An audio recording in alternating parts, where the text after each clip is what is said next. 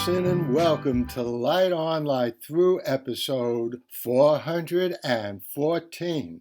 And this, folks, is going to be a very special episode indeed, because I'm going to play for you a radio documentary that I did back in 1977 with my friend and colleague media theorist Josh Meyrowitz. The documentary is about Phil Ochs, who sadly took his own life a year before we did this documentary about him and about his impact on the popular culture. So that was a long time ago, but I think when you listen to this 2.5 hour documentary, you'll see that a lot of the things that Phil Ochs sang in his songs, a lot of the things he was singing about, maybe the names of the people have changed, but a lot of that is still going on today. So, without any further ado, I'm going to begin the documentary. The first voice you'll hear will be Brent Fellner. He was the program director of WFDU-FM, that was Fairleigh Dickinson University's radio station, where I used to teach and where I actually did a show called Seminar on the Air. But this documentary was something special. And I also want to especially thank Lou Canto, who took this tape that we had, that actually Josh Meyrowitz had, gave it to me, and we gave it to Lou Canto, and he did a fabulous job converting it into a WAV file, which for those of you who don't know much about sound and acoustics, is a nice, rich sound recording. So buckle your seats, here you go. The next voice you'll hear will be Brent Fellner's from May 1977. The Light on Light Through podcast. Good evening, this is Brent Fellner with you this Saturday night on WFDU-FM. We'll be together till 1 o'clock, and we do have something of a special nature in store for you tonight, which you may already be aware of.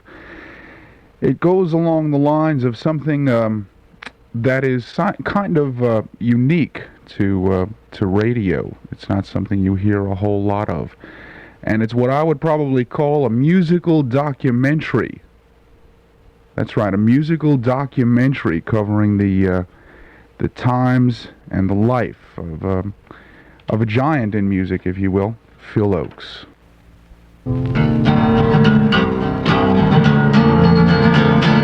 Here's to the state of Richard Nixon, for underneath his borders the devil draws no line. If you drag his muddy rivers, nameless bodies you will find, and the fat trees of the forest have hid 1,000 crimes, and the calendar's lying when it reads the present time.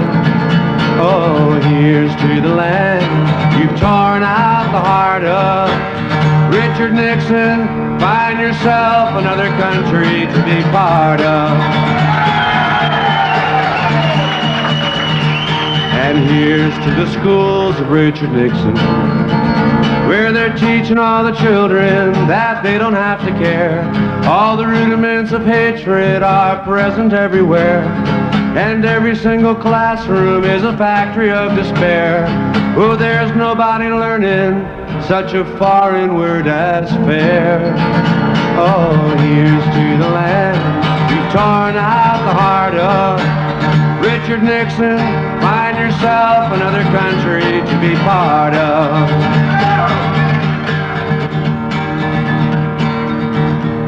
And here's to the laws of Richard Nixon, where the wars are fought in secret, Pearl Harbor every day.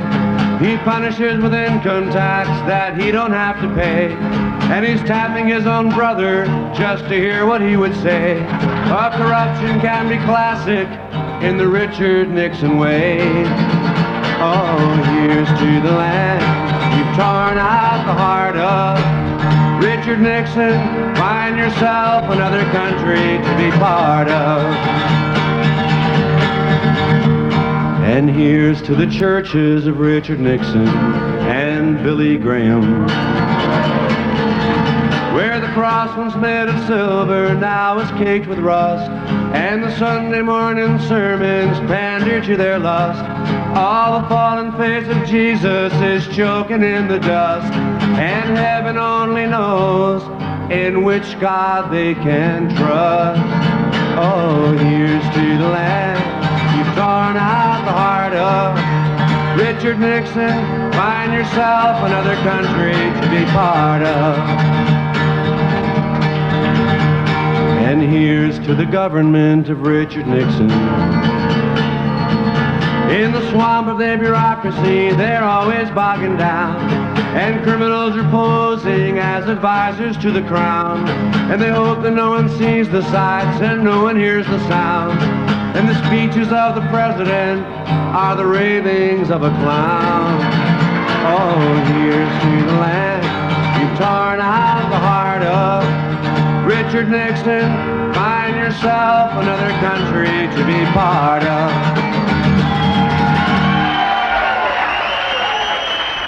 Here's to the state of Richard Nixon. That's a topic which I guess is very much in the news these days. It's actually the last song that Phil Ochs wrote. I think he wrote it sometime in the early 1970s. It's also one of the first songs that Phil Ochs wrote, because the song was originally called Here's to the State of Mississippi. And that was written in the early 1960s as a sort of commentary and criticism on Mississippi's role in the civil rights movement. And I guess it's part of Phil Ochs' genius that he was able just to substitute Richard Nixon for Mississippi and have a song which was perfectly topical and appropriate for the 70s. Tragically, Phil Ochs committed suicide last April 9th. He hung himself. And so he's not with us anymore to make these type of commentaries or to write these type of songs. But today we'll be exploring the life and work of Phil Ochs. We'll be looking at the songs that he wrote in the period of time starting with the early 1960s through the late 1960s and into the early 1970s. We'll be exploring the impact of the songs that he wrote. We'll be analyzing and appreciating some of their lyrical beauty and their melodic structure. And of course, behind all of this, we'll be considering why such a talented person would be driven to take his own life and chuck it all in at the end. My name is Paul Levinson. I'm a professor of communications here at Fairleigh Dickinson University. And joining me in this exploration of Ochs' life and music is Josh Meyrowitz, who is the coordinator for multimedia services at Queens College. In addition, Josh is an instructor at Queens College, and he is also a colleague of mine at New York University in the media ecology program there. Well, I guess we begin with a consideration of Ochs' early work. This started in the very early 1960s. If you were to read the New York Times or listen to the radio or watch Walter Cronkite in the 1960s, everything seemed very nice on the surface. It was the days of the new frontier, the days of optimism. Phil Ochs noticed, however, that there were certain things under the surface which weren't as optimistic and weren't as positive as everyone else seemed to think was going on. None of the media that were around at that time addressed themselves to any of these underlying problems. So Phil Ochs felt that he had to reinvent a new type of journalism, a new type of reporting to deal with these problems. I say reinvent because, as you know from history, troubadour journalism is actually a very old form of reporting which existed before newspapers. When you see pictures about Robin Hood, you see Allen of Dale going to the various towns singing the news of the day. And so Phil Ochs' first album, All the News That's Fit to Sing, was really a recapturing of a type of ballading troubadour tradition which had existed hundreds of years ago, but which had sort of died out in modern times. But apparently there was a need for this. Apparently there was material which was not being dealt with by the conventional media. I'd like to add to that even before Phil Ochs' album came out, his first songs were published in an offset magazine called Broadside. And the name has significance because Broadside predated the newspaper in England, and it would be posted on walls and it would sometimes be sung. And in fact, this metaphor of news, or the broadside, pervaded all of these singers who were called topical songwriters.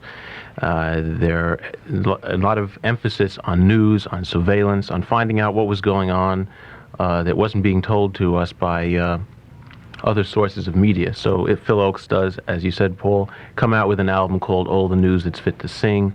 Tom Paxton comes out with an album called Ain't That News. Malvina Reynolds has a song, What's Going On Down There. So surveillance was a very strong theme in the early topical and the protest movement. Yeah, it's interesting that in conventional communication studies, people are very fond of quoting Marshall McLuhan's aphorism that the medium is the message, which really means that the medium or the type of communication tends to govern the content of that communication, tends to determine what type of communication will take place. But I think in Phil Ochs' early work, you see a reversal of that, where the content sought out and created its own medium. No one was dealing with that surveillance, as you put it. No one was dealing with the underbelly of the new frontier.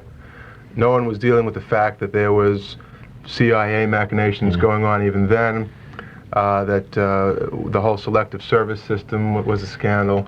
And so Ochs had to, as I said before, almost reinvent this type of troubadour journalism to deal with these topics. I don't think we should get too heavy at the beginning of the show, but I think Marshall McLuhan would say to you that the medium was the message in effect here, and that television did make visible a number of social issues, which became the heart of the protest movement. Television allowed blacks to see white homes, white kitchens, white refrigerators, and gave them a sense that this is what they wanted also.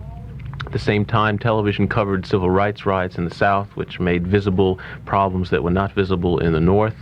And also in relation to television and the war, television did not allow the United States government to maintain any of the propaganda, the type of propaganda that it used in earlier wars.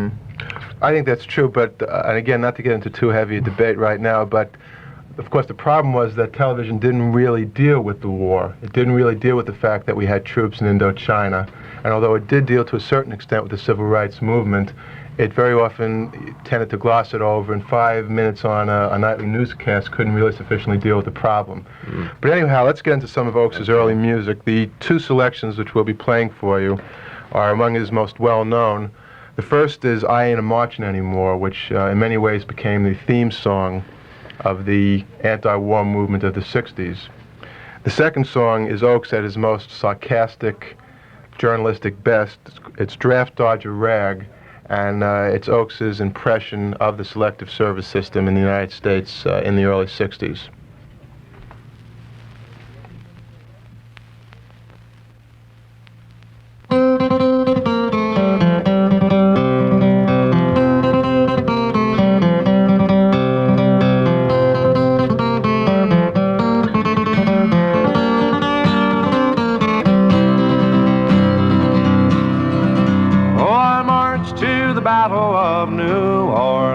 At the end of the early British wars, the young land started growing, the young blood started flowing, but I ain't a-marching anymore. For I killed my share of Injuns in 1,000 different fights. I was there at the Little Big Horn. I heard many men lying, I saw many more a-dying, but I ain't a-marching anymore. It's always the old to lead us to the wars, always the young to fall. Now look at all we've won with the saber and the gun. Tell me, is it worth it all? For I stole California from the Mexican land, fought in the bloody Civil War. Yes, I even killed my brothers and so many others, but I ain't a-marching anymore. For I marched to the battles of the German trench in a war that was bound to end all wars. Oh, I must have killed 1,000,000 men, and now they want me back again, but I ain't marching anymore. It's always the old to lead us to the wars, always the young to fall. Now look at all we've won with the saber and the gun. Tell me, is it worth it all? For I flew the final mission in the Japanese skies, set off the mighty mushroom roar. When I saw the cities burning, I knew that I was learning that I ain't marching anymore. Now the labor leaders screaming when they close a missile plant. United Fruit screams at the Cuban shore. Call it peace or call it treason, call it love or call it reason, but I ain't marching anymore. No, I ain't marching anymore.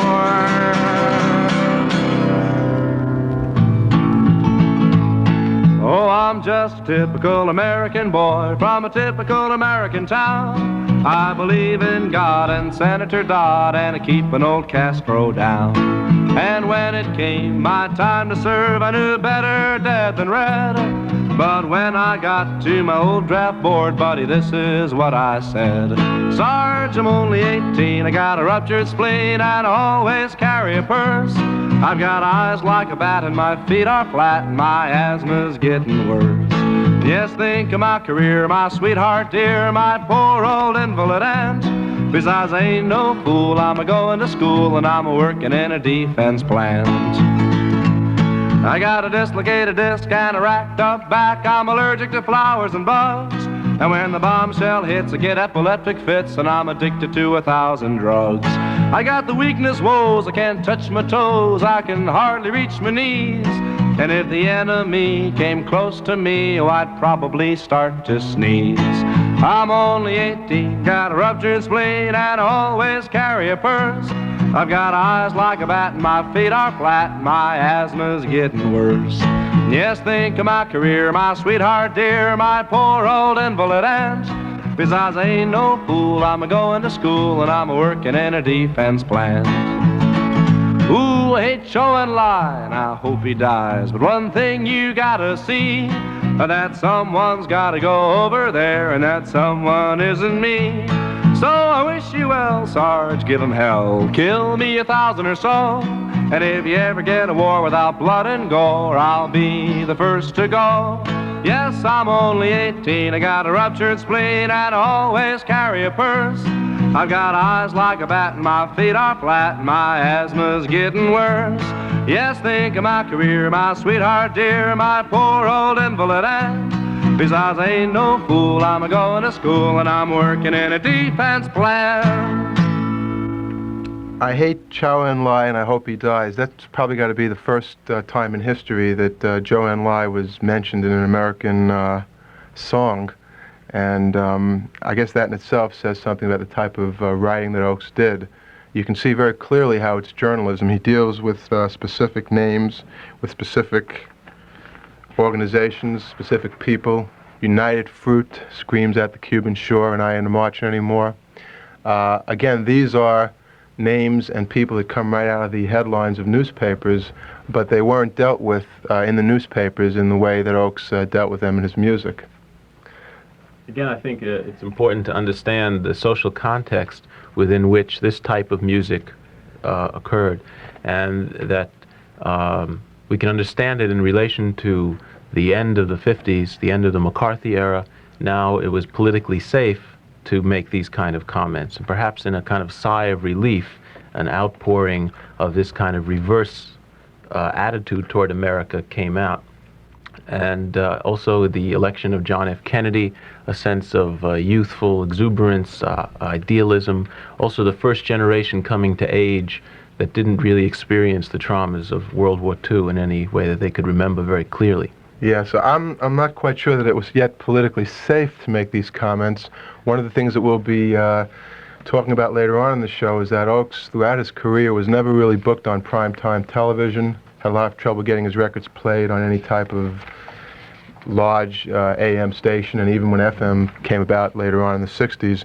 But I would certainly agree with you, Josh, that this was sort of a outpouring of some of the repressed feelings that had been bottled up during the McCarthy era. I think that as we listen to these songs, we sort of get into the first of many paradoxes in Phil Ochs' life. And that's that here we see Ochs in the stance of the protester, the sort of underground troubadour, counterculture journalist. And the last thing that Ochs would seem to want at this point would be the type of fame and stardom which usually is a trait and hallmark of people who are much more in line with the establishment. But yet, there's something about recording and something about any type, I guess, of work that you do that puts you in the public arena where you sort of get addicted to the accolades of the public. You want more and more public acceptance. And so I think almost against his will to a certain extent, Ochs began pursuing stardom. Not pursuing stardom by going out to Las Vegas nightclubs, but pursuing stardom by attempting to consciously make himself a leader of the rapidly burgeoning youth movement, the rapidly burgeoning counterculture. And so the next group of songs that we're going to play, I think, differ markedly from the first group in that you can see Ochs now consciously and deliberately almost pandering to his audience. And I'm going to say it now, he puts himself in the role of a student leader. In Love Me, I'm a Liberal, he taunts the liberal establishment and goes for laughs at the expense of making comments about various people. We still have here a very, very strong protest, critical element in Ochs' music, but now it's been subverted to a certain extent, or perhaps subverted is too strong a word. It's been certainly modified to a certain extent by a different strain, sort of a strain of, well, as I said, the quest for stardom. So let's listen to these next three songs.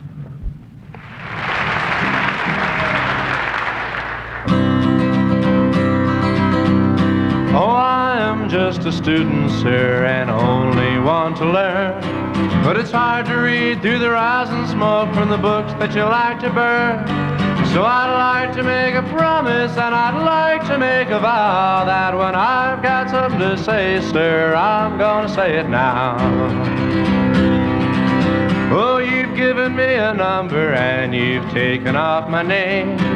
To get around this campus, why, you almost need a plane. And you're supporting Chiang Kai-shek while I'm supporting Mao. So when I've got something to say, sir, I'm gonna say it now. I wish that you'd make up your mind. I wish that you'd decide that I should live as freely as those who live outside. 'Cause we also are entitled to the rights to be endowed. And when I've got something to say, sir, I'm gonna say it now. Would you like to be my father? You'd like to be my dad, and give me kisses when I'm good and spank me when I'm bad. But since I left my parents, I've forgotten how to bow. So when I've got something to say, sir, I'm gonna say it now.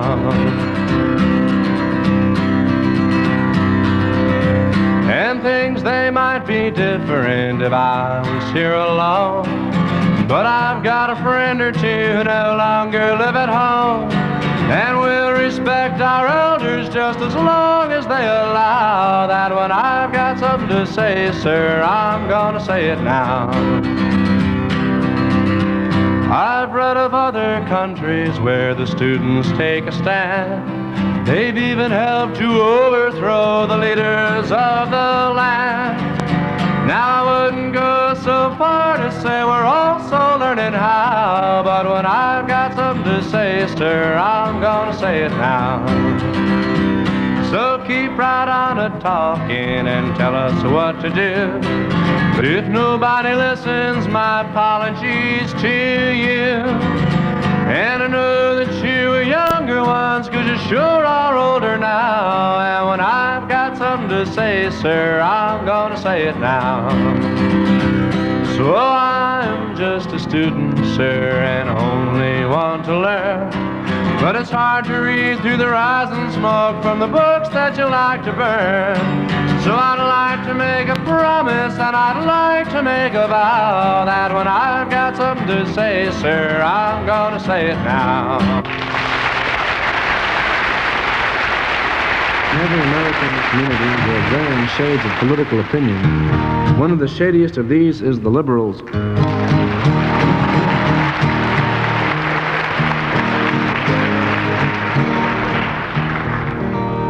An outspoken group on many subjects. 10 degrees to the left of center in good times, 10 degrees to the right of center if it affects them personally.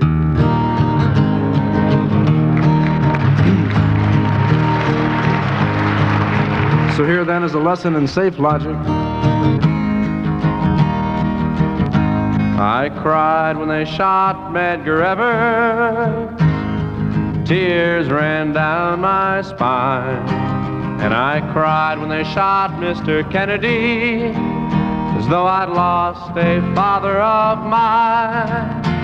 But Malcolm X got what was coming. He got what he asked for this time. So love me, love me, love me, I'm a liberal. Get it?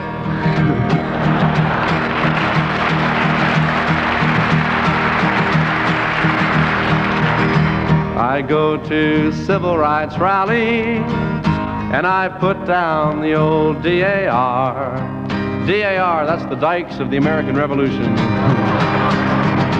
I love Harry and Sidney and Sammy. I hope every colored boy becomes a star. But don't talk about revolution. That's going a little bit too far. So love me, love me, love me, I'm a liberal. I cheered when Humphrey was chosen, my faith in the system restored. And I'm glad that the commies were thrown out from the AFL-CIO board. And I love Puerto Ricans and Negroes, as long as they don't move next door. So love me, love me, love me, I'm a liberal.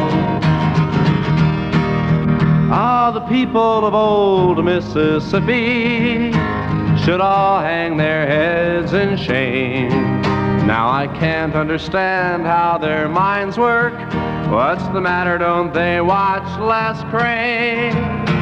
But if you ask me to bus my children, I hope the cops take down your name. So love me, love me, love me, I'm a liberal. Yes, I read New Republic and Nation. I've learned to take every view. You know, I've memorized Lerner and Golden.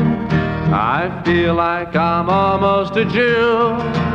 But when it comes to times like Korea, there's no one more red, white, and blue.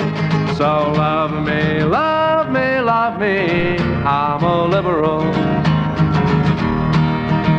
I vote for the Democratic Party. They want the UN to be strong. I attend all the Pete Seeger concerts.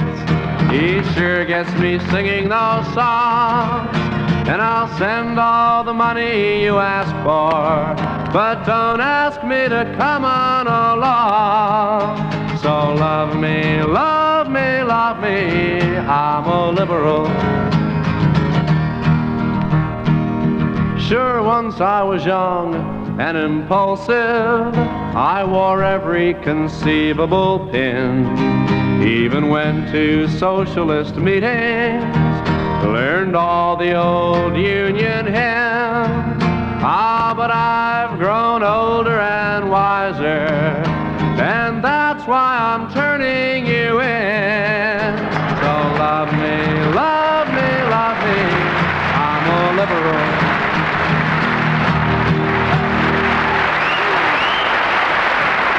Last year, about a month after Phil Ochs took his life, they had a memorial concert to him in the Felt Forum. And I believe it was, do you remember the folk singer who sang Love Me, I'm a Liberal? What was his name? Yes, the Canadian... Oscar Brand? Oscar Brand sang. Yeah, and the amazing thing is, if you change one or two words, like you put in, let's say, Carter for perhaps Humphrey, you put in Tom Snyder for Les Crane. And he added another verse. And he added another verse. The material is just as relevant now as it was when it was written in the mid-'60s. And I suppose right there and then you can see another one of the tragedies in Phil Ochs' life, because we could use someone like Phil Ochs and his sharp perception, his sardonic wit, right now to point up many of the problems and inadequacies in our society. The three songs that you just heard were all part of an album, which is actually still available on Elektra Records, called Phil Ochs in Concert. I think it was gleaned from a concert he did in Boston and a concert in New York. And again, you can see in those three songs the movement from the street corner, backwoods, down-and-out journalist into the questing superstar performing in Carnegie Hall. I think that's one of the places where he performed some of those songs before sellout audiences. And that in itself, again, is part of the paradox of Phil Ochs' life. Right. I think that this album represented in some ways the height of his career, and yet in the same way it also foreshadowed his death, both in terms of his work and perhaps his own physical death as well. And I think part of the reason for that is that he started going after two things that were really not compatible. And there's a paradox that was in the popular protest movement itself, the idea that you could have a mass protest movement, the idea that a fringe movement, something that is against the mainstream, could also be a popular movement is ridiculous. And also the idea that you can become a star and continue to attack the establishment, use the establishment and attack it simultaneously. So Ochs would never really be able to reach either goal ever again, because he would deal in his songs at too great a length and too much intellectual depth to make them adequate for playing on commercial radio. He would add in musical instrumentation, as we'll hear a little bit later, that took him away from being able to perform the songs the same way live. And so he was searching after something now that was really impossible. He tried, as we heard in the introduction to Ringing of Revolution, to be the young Bobby Dylan. Yeah, that's a very significant thing in Ochs' life. He was constantly haunted by the comparison between himself and Bob Dylan. Right. And all the other, well, Dylan, of course, moved on to dealing more with himself. Yeah. As did many other topical songwriters. Yeah, the ironic thing, of course, is, and we'll get into this a little bit later, that in the late 60s, when the Vietnam War was probably at its worst, Bob Dylan was doing songs of the significance of Nashville skyline. The Beatles were doing Hey Jude and Lady Madonna, very, very significant political songs. I say that with a lot of sarcasm, of course. Motown Records, the voice of black music in America, were doing stuff like You Can't Hurry Love. As black men were being killed in Vietnam. That's right. And so, and Phil Ochs, even though to a certain extent his quest had been perverted by his dual quest for stardom, was at least still doing significant material. Just getting back to something you said about, the problem of revolutionaries, I think it even transcends revolutionary songwriters. If you look at history and you look at the French Revolution, any revolution for that matter, you always have this sort of reversal where the revolutionary, as they get closer to power, become more like the very establishment which they try to overthrow, and then they become the new establishment. And it's sort of a never-ending cycle, and it's the very rare revolutionary who can pursue his or her goals and not be subverted by the establishment as the goals are being pursued. Yeah, well, but most revolutionaries are content to be totally co-opted. And therefore, at least for themselves, they gain a role that is self-satisfying. Now, what Ochs' problem was that he never could buy that. He never could buy either role ever again. And so he was a man who was being torn apart.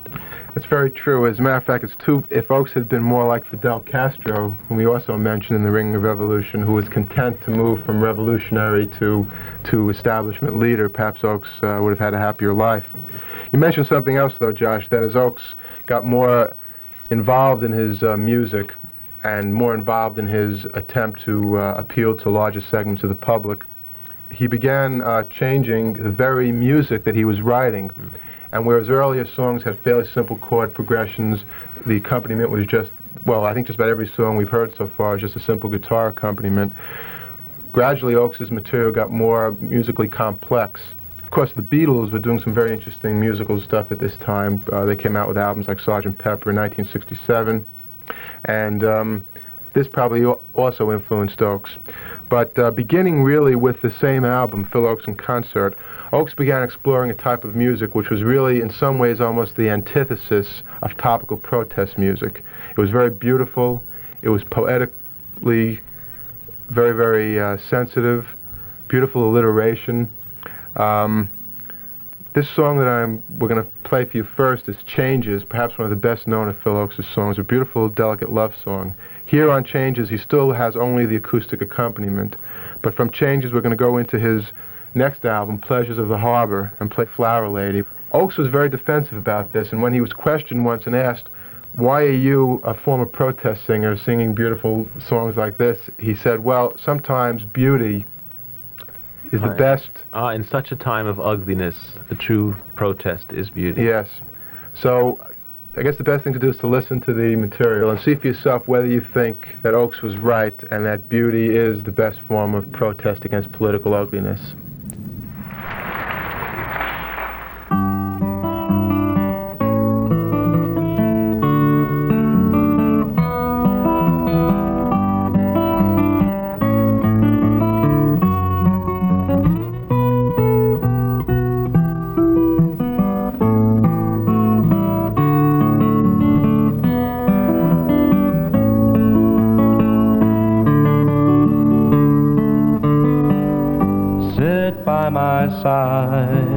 Come as close as the air, sharing a memory of gray, and wander in my words, dream about the pictures that I played of changes. Green leaves of summer turn red in the fall, to brown and to yellow they fade, and then they have to die, trapped within the circle time parade of changes. Scenes of my young years were warm in my mind, visions of shadows that shine, till one day I returned and found they were the victims of the vines of changes. The world spinning madly, it drifts in the dark, swings through a hollow of haze, a race around the stars, a journey through the universe ablaze with changes.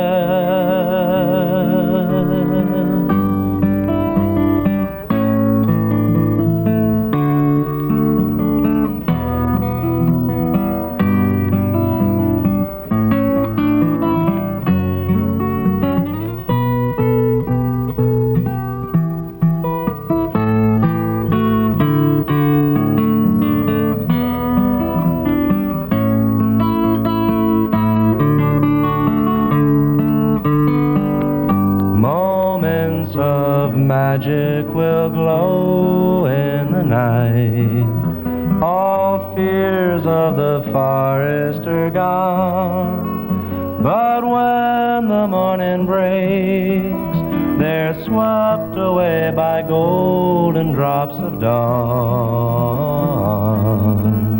of changes. Passions will part to a strange strange melody, as fires will sometimes burn cold, like petals in the wind. We're puppets to the silver strings of souls, of changes. Your tears will be trembling, now we're somewhere else. One last cup of wine we will pour, and I'll kiss you one more time, and leave you on the rolling river shores of changes.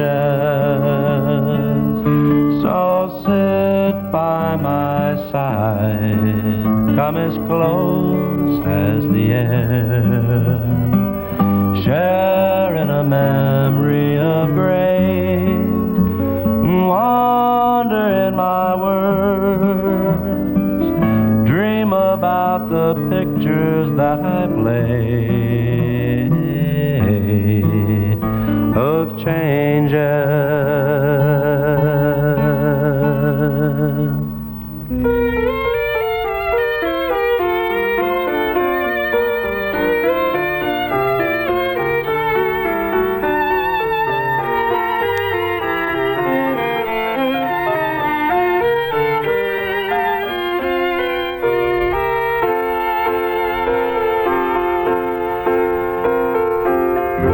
Millionaires and paupers walk the hungry street, rich and poor companions of the restless feet, strangers in a foreign land, strike a match with a trembling hand. Learn too much to ever understand, but nobody's buying flowers from the flower lane. Lovers quarrel, snarl away their happiness. Kisses crumble in a web of loneliness, written by the poison pen. Voices break before they bend. The door is slammed, it's over once again. But nobody's buying flowers from the flower lady.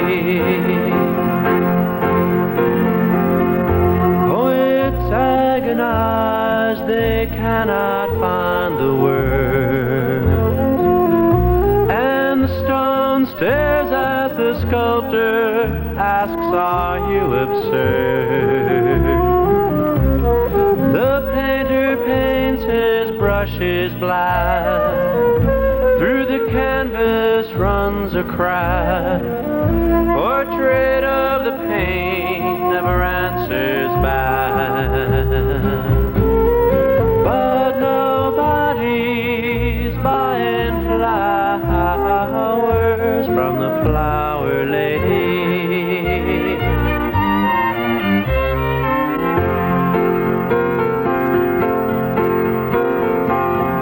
Soldiers disillusioned to come home from the war.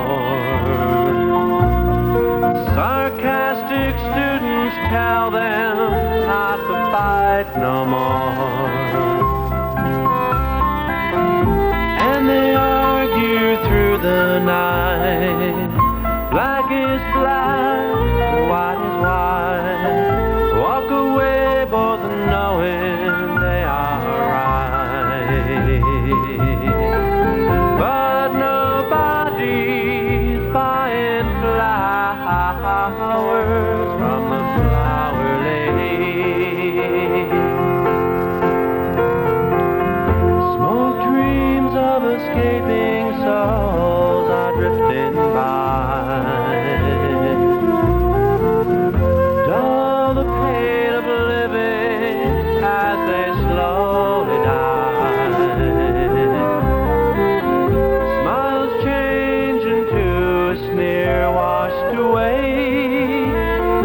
whiskey tears, in the quicksand of their mind they disappear. Still nobody's buying flowers from the flower lady.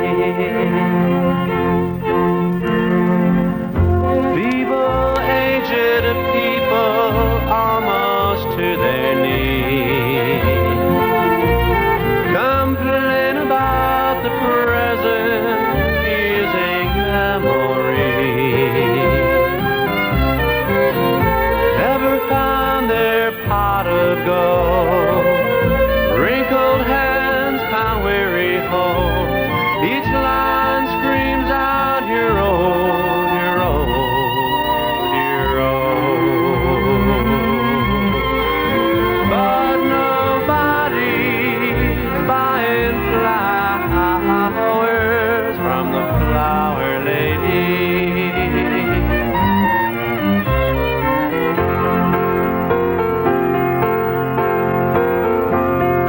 And the flower lady hobbles home without a cent. Tattered shreds of petals leave a fading trail. Not a pause to hold the road. Even she no longer knows. The lamp goes out, the evening now is closed. And nobody's buying flowers from the flower lady.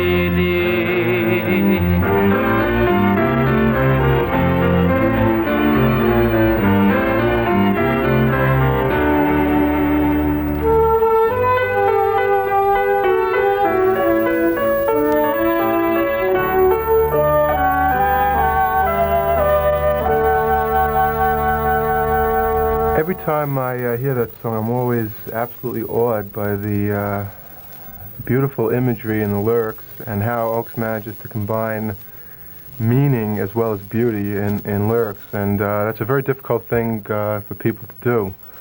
There have been a lot of people who've written very beautiful songs, but what they say is usually not terribly significant. And then there have been people like Bob Dylan who've written very significant songs, but the imagery very often is forced, exaggerated, and not particularly flowing. Some of the lines in Flower Lady, like lovers quarrel, snarl away their happiness, the rhyme between quarrel and snarl, it's something I think that it's in a class with Cole Porter. I don't know how flattered Ochs would be to be put in that class. And as I look over the words here, each verse in Flower Lady really is a beautiful vignette, a portrait of life in the middle of the 1960s. Soldiers disillusioned come home from the war. Sarcastic students tell them not to fight no more. And they argue through the night, black is black and white is white. Walk away, both knowing they are right. And then Ochs has this comment about drug usage, which he wasn't particularly in favor of. Smoke dreams of escaping soul are drifting by. Dull the pain of living as they slowly die. Later on, we'll see in another one of Ochs' songs, Taped from California, he has a line which says, it's not the drug that makes the man. And Ochs was very much against the excessive drug use of the 60s because he felt it sort of dulled people's senses. And then he has this verse here about, which I think is one of the most beautiful verses in contemporary music about old age. Simon and Garfunkel sang a very nice song, which Paul Simon wrote, called Old Friends. The Beatles had a song, I guess, When I'm 64, but very few people have really been able to capture the meaning and the feeling of old age through popular music. And just this one verse over here, feeble, aged people almost to their knees complain about the present using memories. Never found their pot of gold, wrinkled hands pound weary holes. Each line screams out, you're old, you're old, you're old. I can't think of a more elegant way of expressing those thoughts. Josh? Well, to add to something you said before about this being a period of distancing himself from the protest movement in many ways, or perhaps what it was becoming, and still trying to exemplify the ideals that it had once been. And you see here really a period of doubt. In this album, which is Pleasures of the Harbor, all the songs virtually deal with the issue of doubt. There's one song called Cross My Heart, where he said the chorus goes, I hope to live, cross my heart and I hope to live, but it's kind of a very determined, obviously against some feeling that senses despair. And every verse begins with, I don't know. And the first verse is, I don't know, but every single dream is painting pretty pictures in the air. Then it tumbles in despair, and it starts to bend, until by the end, it's a nightmare. And in Flower Lady, again, the idea of poets agonizing, not being able to find words, stones staring at sculptors, people not being able to deal with their own medium. And again, the verse you read about soldiers and students quarreling, and the sense here that there's no longer any one right, that people can find, or that it's not that easy to convince people of the truth, whatever the truth might be. And in this period of doubt, though, I think there's still a very strong vibrancy, a feeling of great life, a depth in his imagery. And I think this is, as a period of doubt or crisis, it's one that's both fraught with danger for Ochs, but it's also filled with possibilities, and it's really something that could go either way here. Yeah, I agree with that. I think getting back to the first song of the sequence, Changes, that if ever there was a celebration of life, although he's commenting that life is very effervescent, that it tends to slip through your fingers, just to listen to the beautiful imagery in there, Ochs was very, very much of a live, vital person at that point, and his lyrics definitely reflected it. And there is something of control, an element of control, in observing that you're out of control. That's a very, very good point. You can't make an astute observation if you're about being out of control unless you do have a certain amount of control. And I think we'll see tragically towards the end, though, that Ochs's powers of observation did diminish to a certain extent. There's one other point I'd like to mention about Flower Lady, and that's something which I think is going to be coming up increasingly in the songs that we're going to be hearing by Ochs, and that's Ochs ostensibly writing about someone else, another person, but really writing about himself. And I can't help, no one's buying flowers from the Flower Lady, the pathetic old woman on the corner, probably of West 4th Street, is really Ochs trying to get people to listen to his songs, trying to get some reaction, and no one pays any attention to him. And so he hobbles home at the end of the day with his songs slightly tattered, flowers slightly wilted, and sort of, I guess, just wringing his hands in despair that society hasn't paid attention to him. And I can't help feel that in some way is Ochs's position at this point in his life. In a way, and this is perhaps going a little bit too deeply, but in many of Ochs's songs, he almost predicts his own death. The material we're going to be playing for you in a few seconds in some ways epitomizes this more than anything else.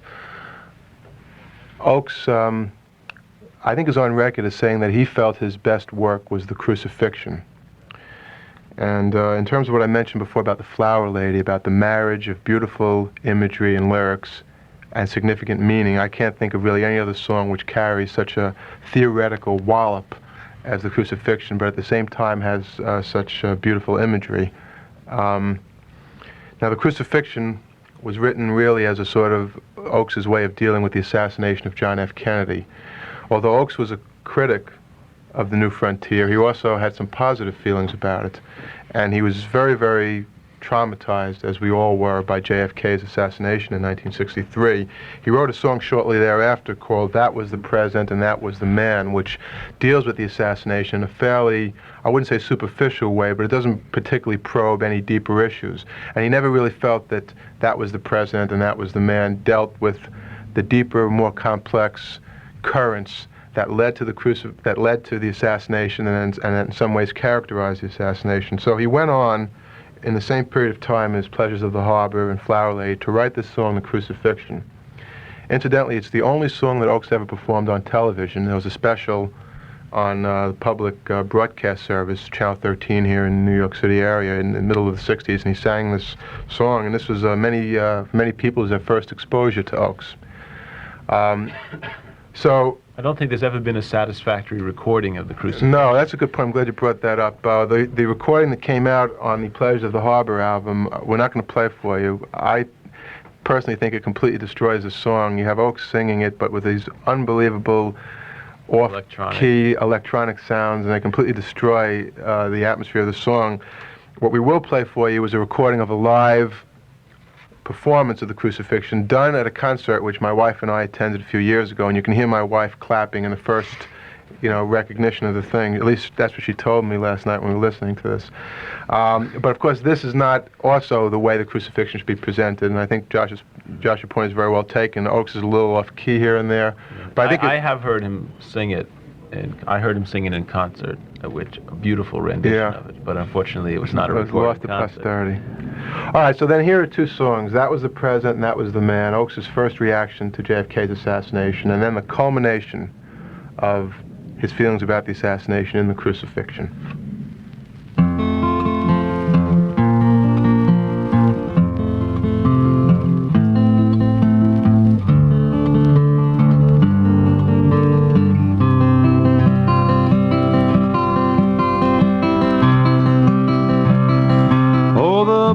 Of the false revenge have struck us once again, as the angry seas have struck upon the sand.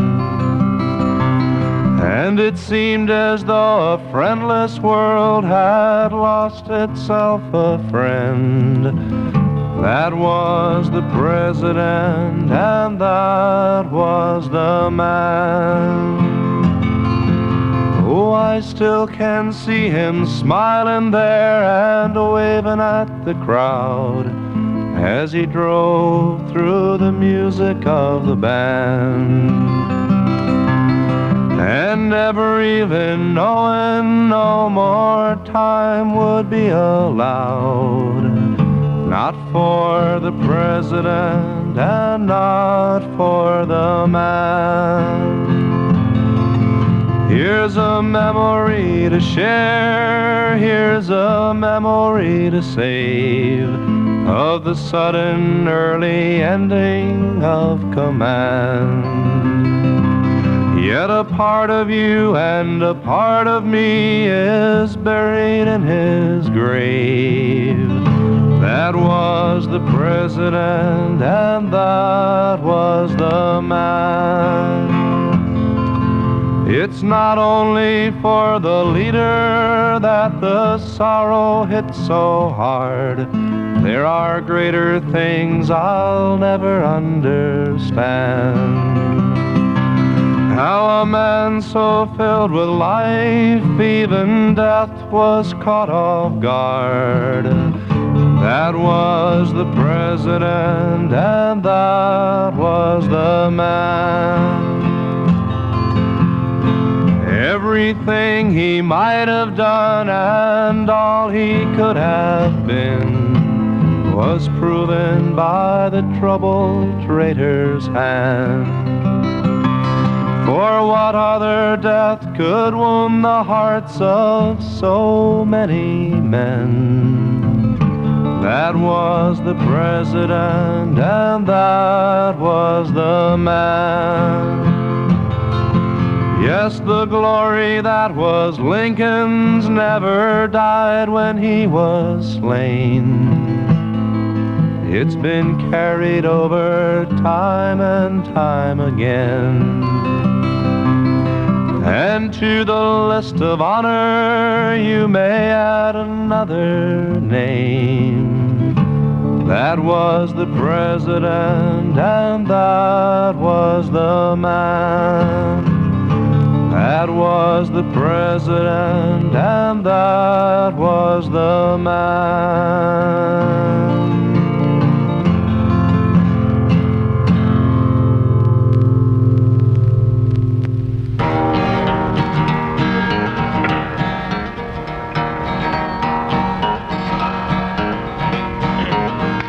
And the night comes again to the circle-studded sky. The stars settle slowly, in loneliness they lie, till the universe explodes as a falling star is raised. Planets are paralyzed, the mountains are amazed, but they all glow brighter from the brilliance of the blaze.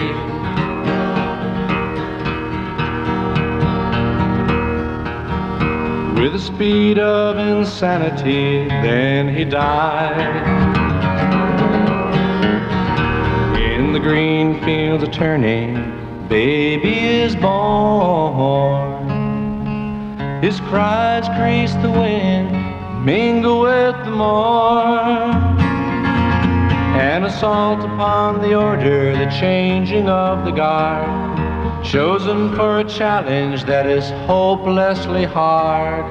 And the only single sign is the sighing of the stars. But to the silence of distance they are sworn. So dance, dance, dance, teach us to be true. Come dance, dance, dance, 'cause we love you. Images of innocence charge him to go on. But the decadence of destiny is looking for a pawn. To a nightmare of knowledge, he opens up the gate, and a blinding revelation is laid upon his plate, that beneath the greatest love is a hurricane of hate, and God help the critic of the dawn. So he stands on the sea, and he shouts to the shore. But the louder that he screams, the longer he's ignored. For the wine of oblivion is drunk to the dregs, and the merchants of the masses almost have to be begged, till the giant is aware someone's pulling at his leg, and someone is tapping at the door. To dance, dance, dance, teach us to be true. Come dance, dance, dance, 'cause we love you. Then his message gathers meaning, and it spreads across the land. The rewarding of his fame is the following of the man. But ignorance is everywhere, and people have their way. Success is an enemy to the losers of the day.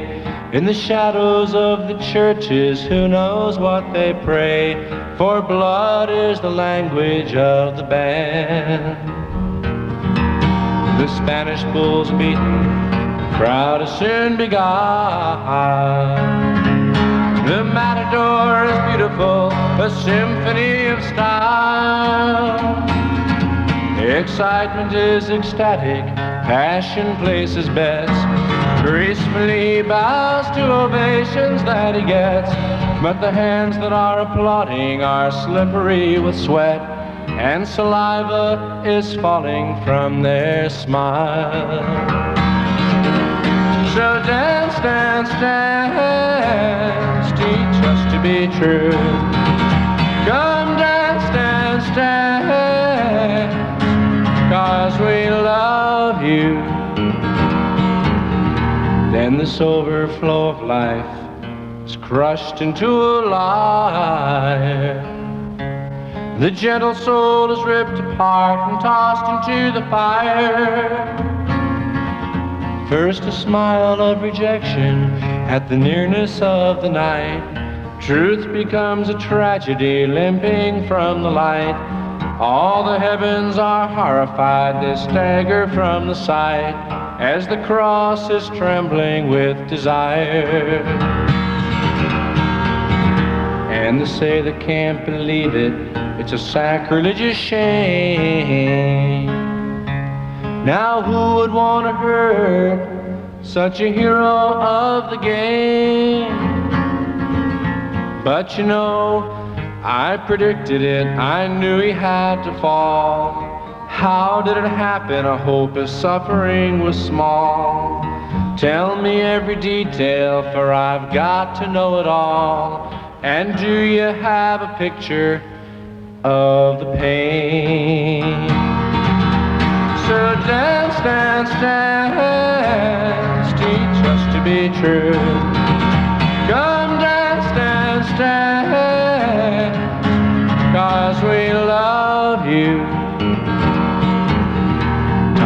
takes a toll and the memory fades, but his glory is growing in the magic that he made.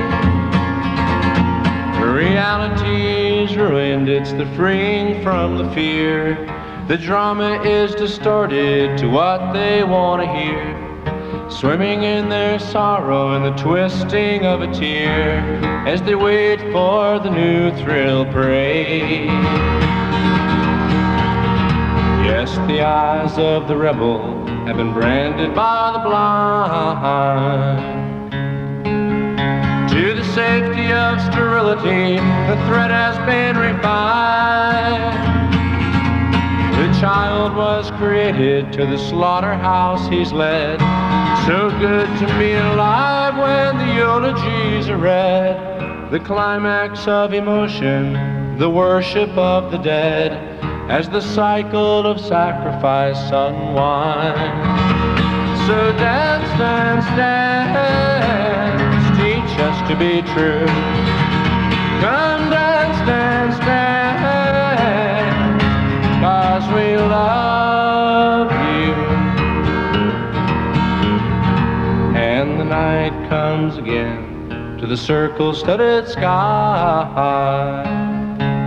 The stars settle slowly, in loneliness they lie, till the universe explodes as a falling star is raised.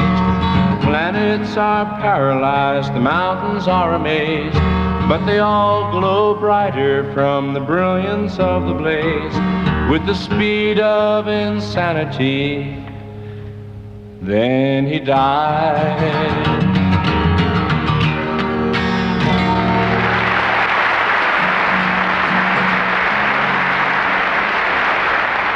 You're listening to a special musical documentary of the lifetimes and music of Phil Ochs, hosted by Professor Paul Levinson of Fairleigh Dickinson University and Josh Meyrowitz of Queens College in New York.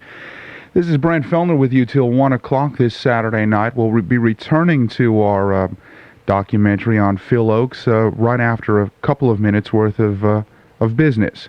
Right now, this is FM 89.1 in stereo, WFDU in Teaneck, and we're going to pause momentarily for some of the latest news. Immediately now with our program on Phil Ochs. The interesting thing about the crucifixion is that we have here in the medium of a, 7.5-minute song, a mature sociological theory. If Arthur Schlesinger or Gary Wills or some other writer had written a book on this, it probably would have been considered one of the most interesting theories of the 20th century. And yet Ochs, writing it in the form of a song, received really scant recognition for it. I think this is a masterpiece. Let's look at what he's saying here in the Crucifixion. First of all, he's obviously making a comparison or an analogy between the death of Christ and the death of John F. Kennedy. And what Ochs is noticing, and it's a very astute observation, is that the public very often builds up its heroes, builds up its gods even, mainly for the pleasure that the public will derive in seeing the gods and heroes die and fall down. And we've seen this in the case of movie stars, we've seen this in the case of politicians. There's something somehow that's very sweet for the public in watching its heroes crumble and collapse. And of course the heroes are very often totally innocent of any idea that this is what the public really has in mind. And they go off, as Ochs says, images of innocence charge him to go on, but the decadence of history is looking for a pawn. So he stands on the sea and he shouts to the shore, but the louder that he screams, the longer he's ignored. And then somehow he makes it. Then his message gathers meaning and it spreads across the land. The rewarding of the fame is the following of the man. But ignorance is everywhere and people have their way, and success is an enemy to the losers of the day, and how true that is. And in the shadows of the churches, who knows what they pray. And so this overflow of life is crushed into a liar. The gentle soul is ripped apart and tossed into the fire. Truth becomes a tragedy, limping from the light. The heavens are horrified, they stagger from the sight, and the cross is trembling with desire. And they say they can't believe it, it's a sacrilegious shame. Now who would want to hurt such a hero of the game? But you know I predicted it, I knew he had to fall. How did it happen? Hope his suffering was small. Tell me every detail, I've got to know it all. And do you have a picture of the pain? And I can't think of any more apt way of describing, in some ways, the aftermath of the JFK assassination. Everybody wanted to know, what did Jackie Kennedy look like when her husband's head got blown off? What kind of expression did she have on her face? Was she crying? Did she bury her face in her hands? And most people would not want to believe that they would be capable of this almost type of ghoulish delight in focusing on the tragedies and downfalls of their heroes, but it's something I think that we all suffer from. And what Ochs is saying really is it's part of a cycle, it's part of a process that we're all part of. And that I don't even know if Ochs would say that once we realize it, it would change it, because he seems to imply that it's sort of an inevitable cycle.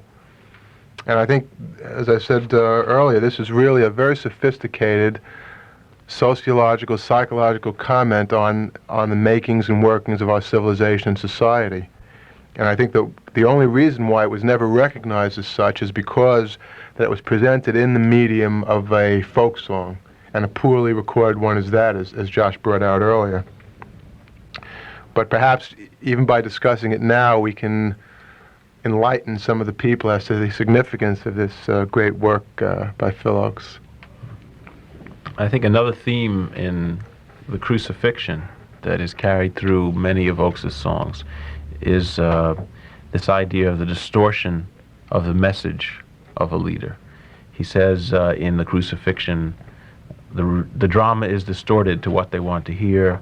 He talks about the safety of sterility, the threat has been refined. Yes. As people change it to what they want to know or hear. Yeah, well, the line, to the safety of sterility, the threat has been refined, which in the same verse, which it says, so good to be alive when the eulogies are read. Once a person is dead, then it's safe, then you can deal with their message, because if you don't understand it, if you distort it, there's no one there to correct you.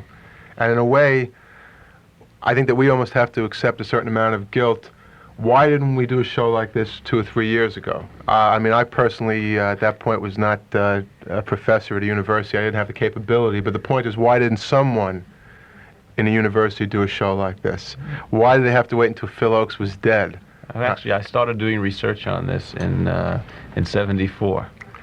Well, at least your heart was in the right place. My heart was in the right place, but other things took precedence. Yeah, see, that's always the point. And once the person is dead, then we all say, oh my God, he was such a hero, he did such great stuff, let's try to, talk about some of these things. But by that point, it's too late for the person anymore. And I think that line, I'm glad you read that, to the safety of sterility, the threat has been refined. The JFK thing, of course, is a perfect example of that, too. When he was alive, people thought he was good, but it wasn't until he was dead that people were saying, my God, he was fantastic. Martin Luther King. I mean, I remember when he was alive, people that I knew, friends, they would say, who is this guy stirring everyone up down south, standing in front of cars, interfering with traffic? Why doesn't he just let, the process of civil rights take place naturally? Why is he always pushing things? He deserves to be locked up in prison. And as soon as he was assassinated, then Martin Luther King became a great man, because he'd been refined to the safety of sterility. Yeah, of course, the other element in this is not only recognition after death, but also distortion of the message. And I think that perhaps in terms of ourselves, maybe that's what we're trying to rectify now, at least in that respect. In terms of Martin Luther King, I know Ochs was upset that after he was killed, people embraced him as a peace-loving man, and and as if he represented that blacks should not kill whites, and not really the anti-war and the civil rights movement and revolutionary causes or evolutionary causes that he espoused. In terms of a song we'll play a little later called Bound for Glory about Guthrie, I think the last verse relates to Ochs here. And it says, Now they sing out his praises on every distant shore, but so few remember what he was fighting for. Oh, why sing the songs and forget the aim? He wrote them for a reason. Why not sing them for the same? Yeah. And I think what Ochs is really saying in the Crucifixion is that it's impossible. It might be an ideal that we can strive for, but I have no doubt that if Ochs was sitting here today, and it's a profound tragedy that he isn't, he would probably think a lot of what we were saying was utter bunk and nonsense. You know, he didn't mean what we think he means in some of these things. And that's probably true. Yeah, I don't really know what the solution to it is, except, I mean, you know, someone might very well say to me, listen, there's a Phil Ochs right now performing down in the Village tomorrow night. Why don't you come down and see him? And you know what I would probably say? I was supposed to go to the movies, and, we were supposed to go out to dinner and so forth and so on. And I wouldn't quite get around to it. If the person were assassinated the next week, then I would somehow immediately discover that person's music and would rhapsodize about how great they are. All right, well, I didn't want to get to this yet, but I guess we've come to it in a sense. And this is the paradox of martyrdom. And I think Ochs was keenly aware of it. And in a sense, he dedicated much of his work to Joe Hill. He wrote about Joe Hill, about Woody Guthrie. His songs are full of martyrs. James Dean, Medgar Evers, JFK. The sense of martyrdom. And I think that he was keenly aware, or he felt that he perhaps wanted to be this type of martyr.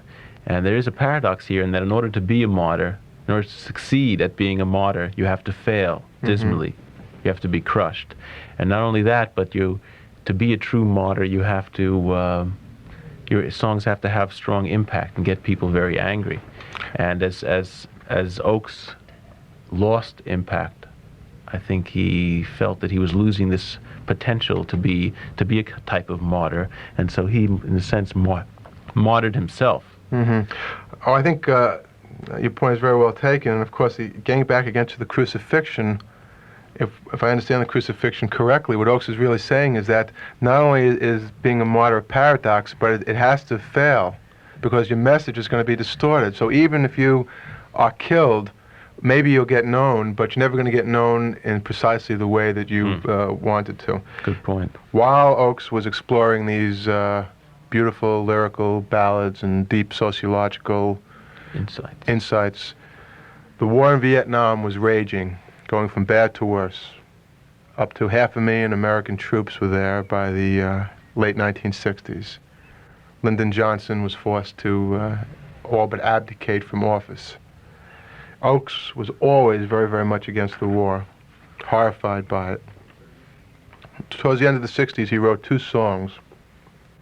The first is called White Boots Marching in a Yellow Land, and as you'll hear in a few minutes, Ochs by no means had lost his touch for critical, searing commentary, because some of the lines in this song rank, I think, with among the strongest condemnations of the Vietnam War.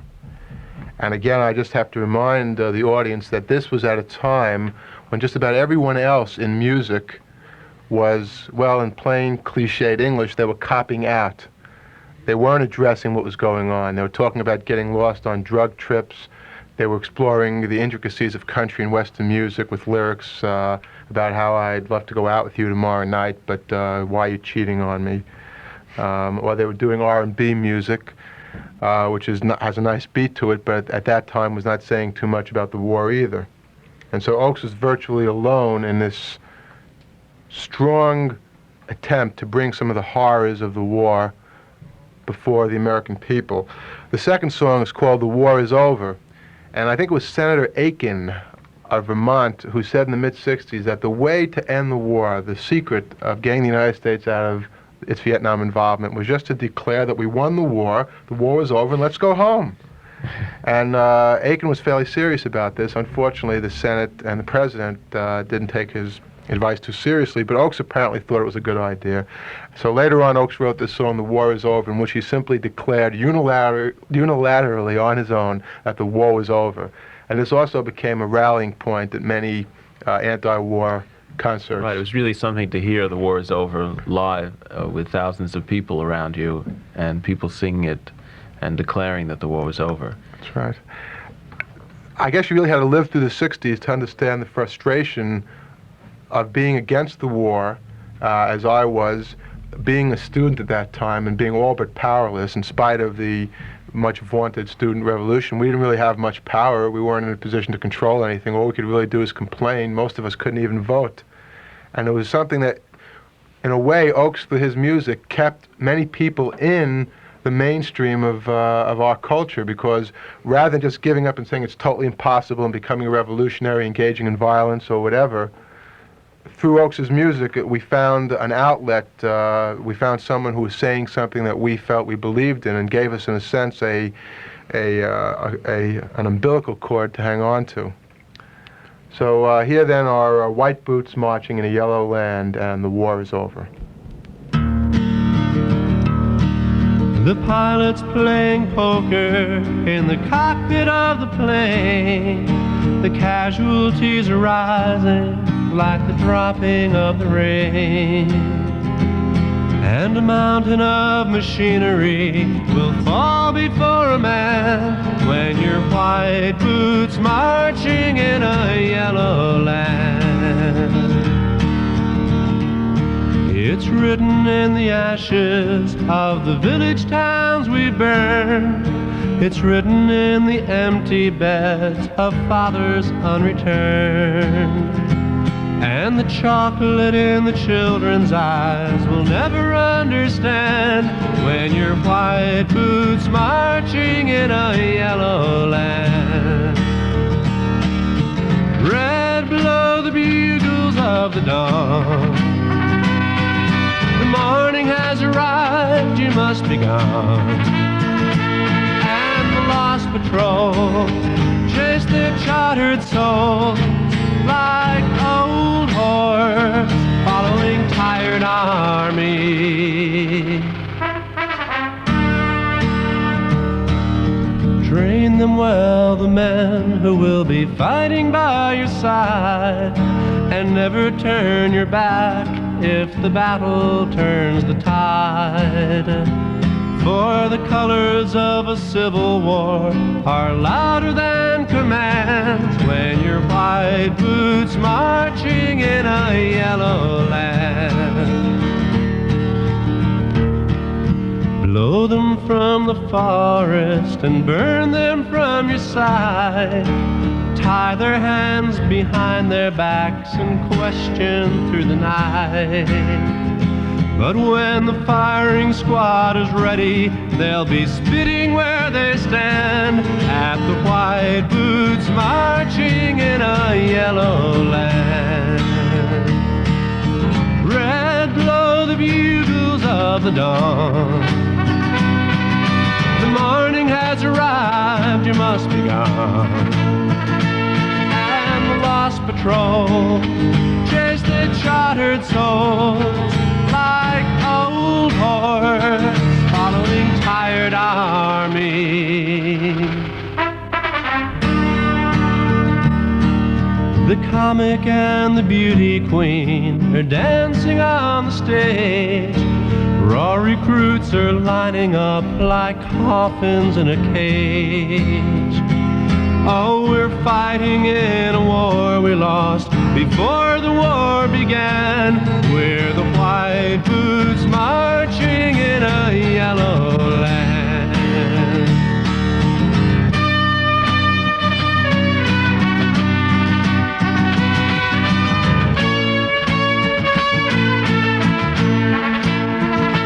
And the lost patrol chase their chartered souls like old horse following tired army.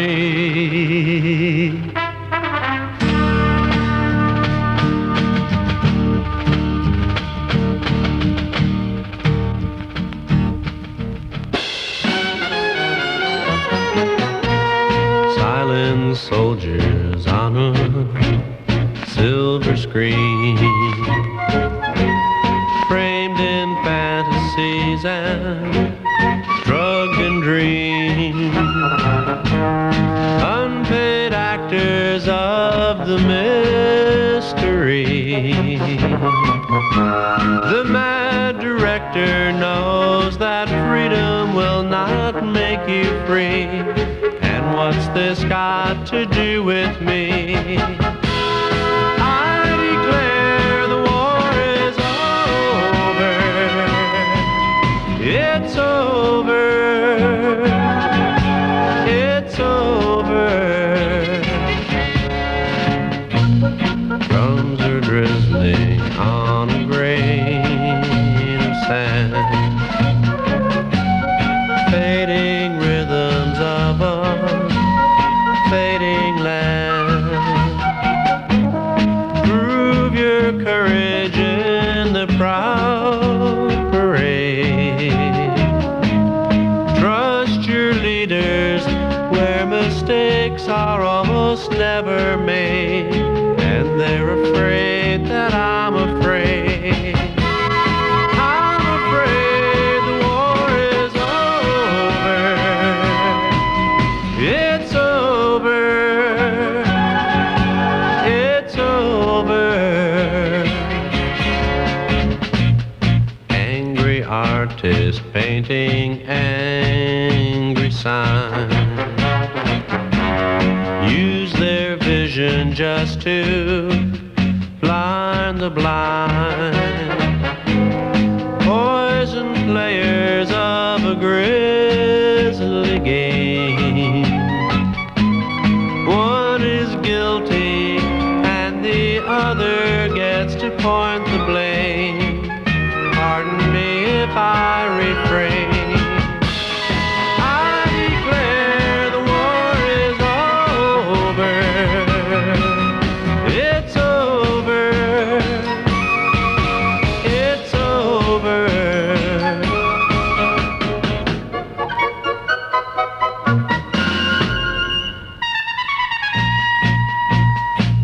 So do your duty, boys, and join with pride.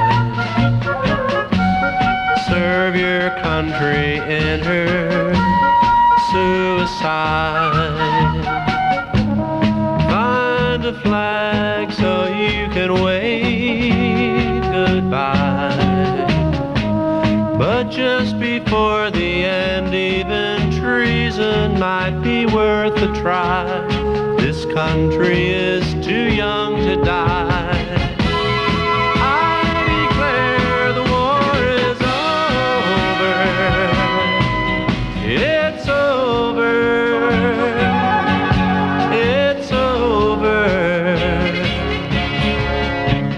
One-legged veterans will greet the dawn, and their whistling marches as they mow the lawn. And the gargoyles only sit and grieve. The gypsy fortune teller told me that we've been deceived. You only are what you believe.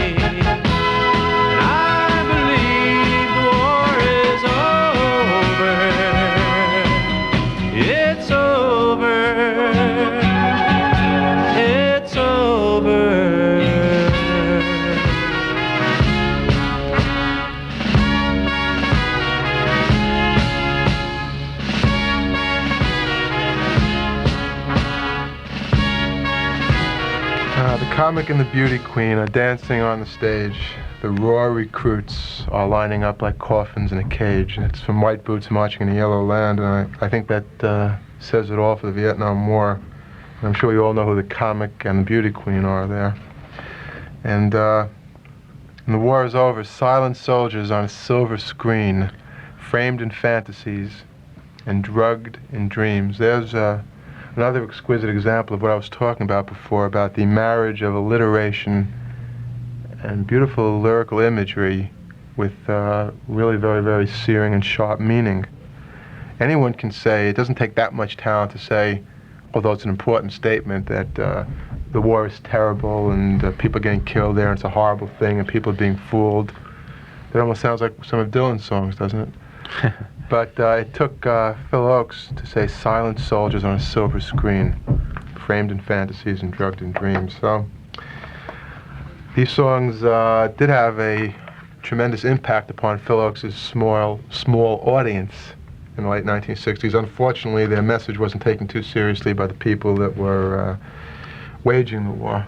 Well, that's, I think, a good point to talk about, to begin to talk about how the popular protest movement in general at this time started to fizzle and fade, and to try to find out why it did that. And I think that you brought up in what you just said one of the points, and that's that it was not very effective. Its tactics were not very good. The early news gathering function of these songs really didn't serve the function that people thought they would serve. They felt if you could show people what was going on, then you could convert them. In some ways, I look at it as an application of what I call the Father Knows Best psychology. And that might seem like a contradiction on the surface. After all, Father knows best. That should be obedient. You should be obedient to the father figure or the father in the country.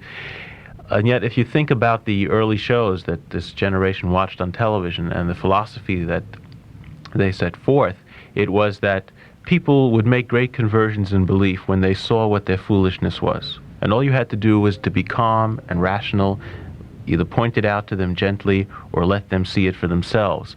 And so the end of the shows would always be great conversions. Now, when this young generation looked to its parents, its authority figures, its president, they saw a foolish kid not seeing what he was doing. And so part of the movement at the beginning was to point out what was going on and to sit back calmly, rationally, like the Father in Father Knows Best, and await for the great conversion.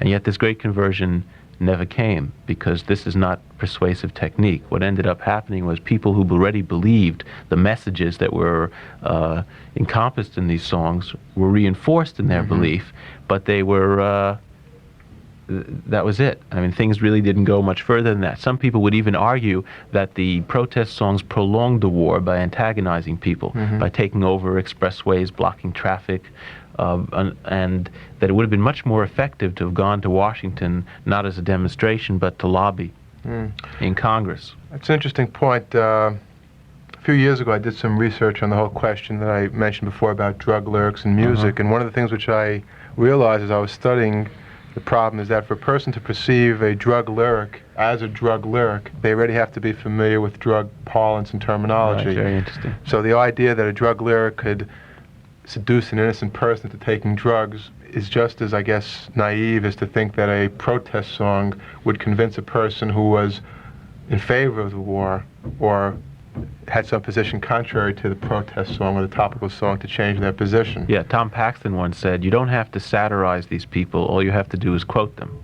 Well, I think in recognition of that, Ochs moved into his next phase. I think what happened is, as Ochs felt himself becoming increasingly powerless as a protester, and as he felt himself becoming more and more alienated even from what he was initially doing, and that was either being a protester and later on a writer of beautiful music, his songs began to reflect this. And I think it's no coincidence that the song we're going to play, Tape from California, represents Ochs moving from New York City to the West Coast, distancing himself from his origins, or even though he wasn't born in New York, that's where he made his first entrance into music. And if you listen in the lyrics, you can see threaded throughout these lyrics a lot of references to Ochs' own life, his feelings of alienation, his feelings of impotence, his feelings of failure. And I think here we have the first really explicit song about Ochs' own observations of his own impending failure.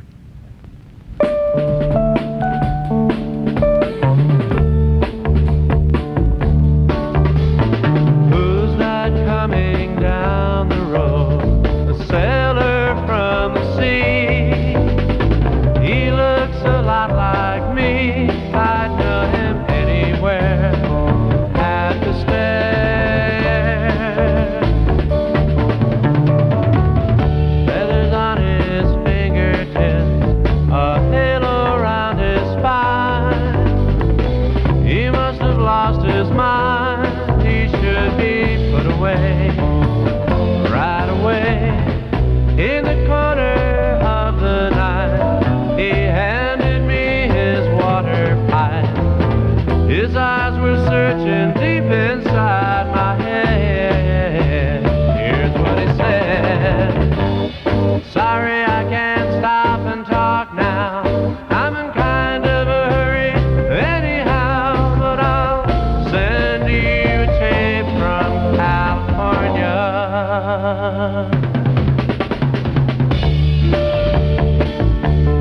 New York City has exploded and it's crashed upon my head. I dove beneath the bed, fighting nails, turning pale. The landlord's at my window and the burglar's at my door. I can't take it anymore. I guess I'll have to fly. Worth the try. Someone's banging on the wall, but there's no party to recall. Singer of the shadows of his soul, so he's been told. Sorry, I can't stop and talk now. I'm in kind of a hurry anyhow, but I'll send you tape from California. From the mirror of my mantle to the velvet on my bed, trapped upon a stolen stage, a Barrymore at bed. My rhymes are all repeating, my ballads are growing blind. Words have turned to water, the women turn to wine.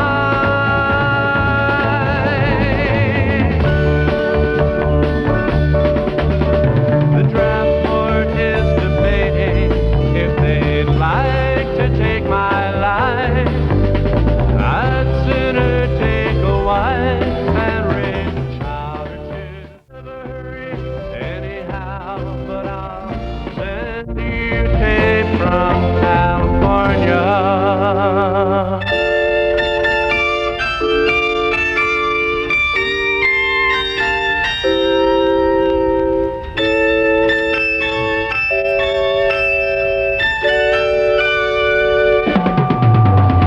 The flower power fuller brushman's farming out his friends.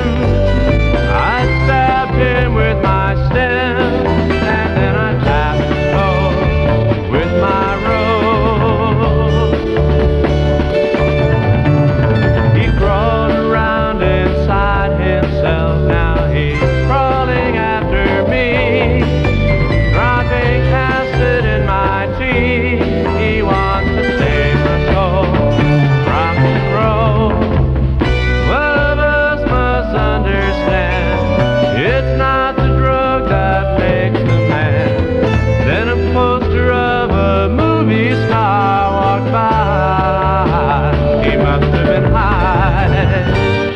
Sorry, I can't stop and talk now. I'm in kind of a hurry anyhow, but I'll send you tape from California.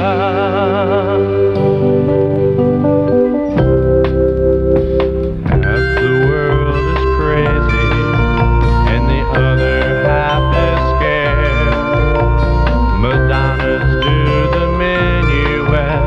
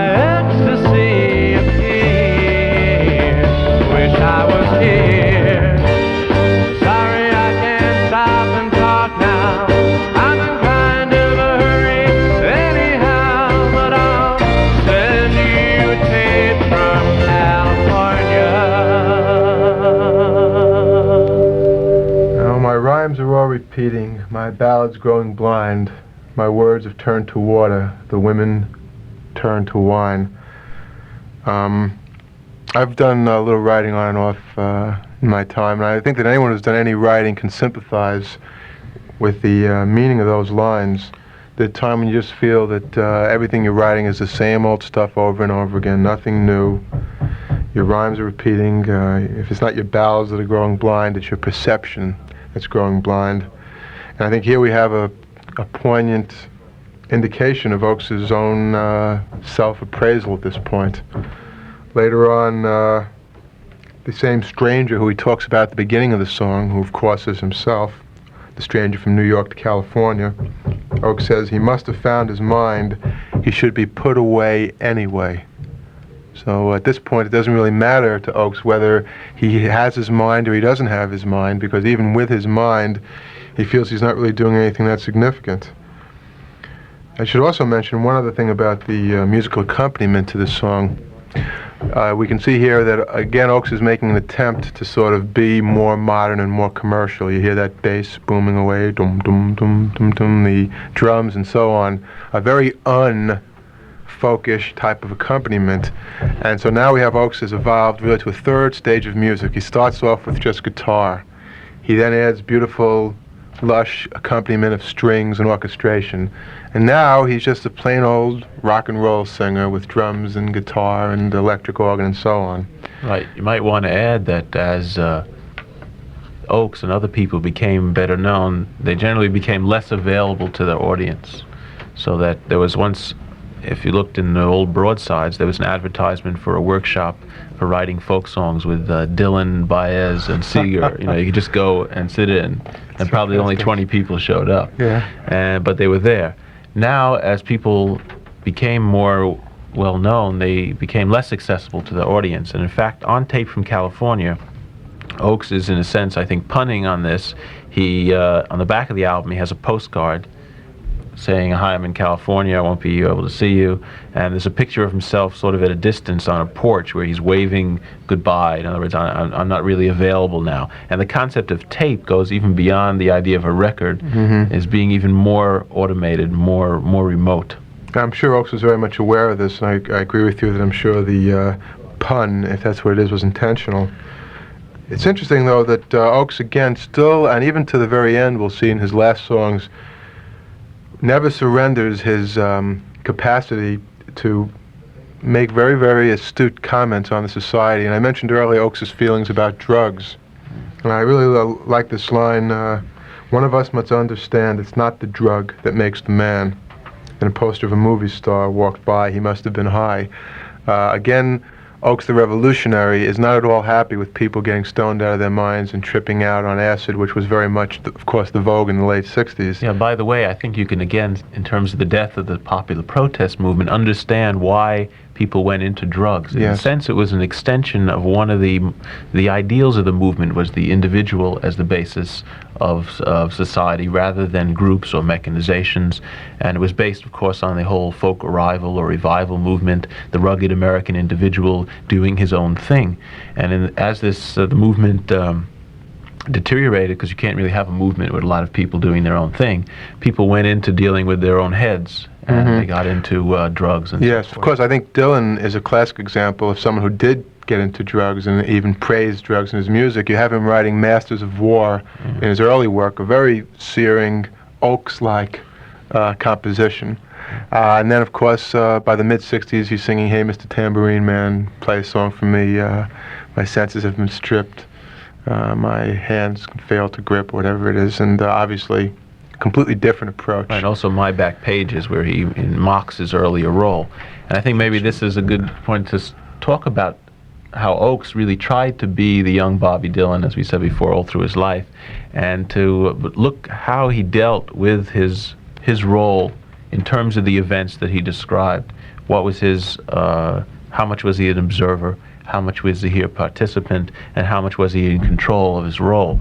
And if we look at the early music, in All the News That's Fit to Sing and so forth, he's basically an observer, a journalist. a newspaper man. He tells what's going on. By the time he gets into I Ain't Marching Anymore, he gets a little more involved. He's kind of a participant observer. He's still commenting on what's going on.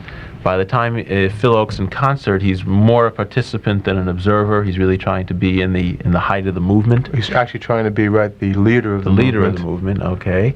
And by the time he gets to Pleasures of the Harbor, he starts examining his own role as participant. So now, rather than being an observer participant, he's an observer of his participation. And in that album, in the song The Party, after describing the incongruity of having fire-breathing rebels deal with the bourgeois ladies. And by the way, we didn't really have a chance to play that song. We're not going to have time to play it, but I can't let it go by without mentioning that The Party is really the first discussion of what Tom Wolfe later popularized when he coined the term radical chic, the idea of the very rich people being in the counterculture and sort of patronizing counterculture. Right, maybe it's worth reading a few lyrics from that. The fire-breathing rebels arrive at the party early. Their khaki coats are hung in the closet by the furs. Asking handouts from the ladies, they criticize the lords, boasting of the murder of the very hands that pour, and the victims learn to giggle, for at least they are not bored. And my shoulders had to shrug as I crawled beneath the rug and retune my piano. Yeah. Again, dealing, what is his role now in this? How can he be an observer of these events? This makes no sense in terms of revolution. And at the end of this song, he says, the party must be over, even the losers are leaving, but just one doubt is nagging at my caustic mind. So I snuck up close behind me, and I gave myself a kiss, and I led myself to the mirror to expose what I had missed. There I saw a laughing maniac who was writing songs like this, and my shoulders had to shrug as I crawled beneath the rug and retuned my piano.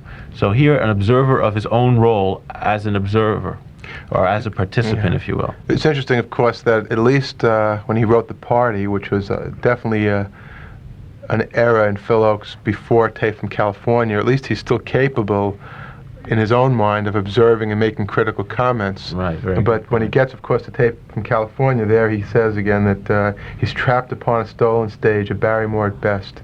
My rhymes are all repeating, my ballads growing blind, and so on. So, well, it's a sort of a steady progression down the tube from sarcastic observer on the outside who's able to make good commentary to a person who's on the outside who isn't able to make good commentary. Excellent anymore. point. And also in two other songs on the Tape from California album, he deals in one with the whole question of how can an artist really deal with reality?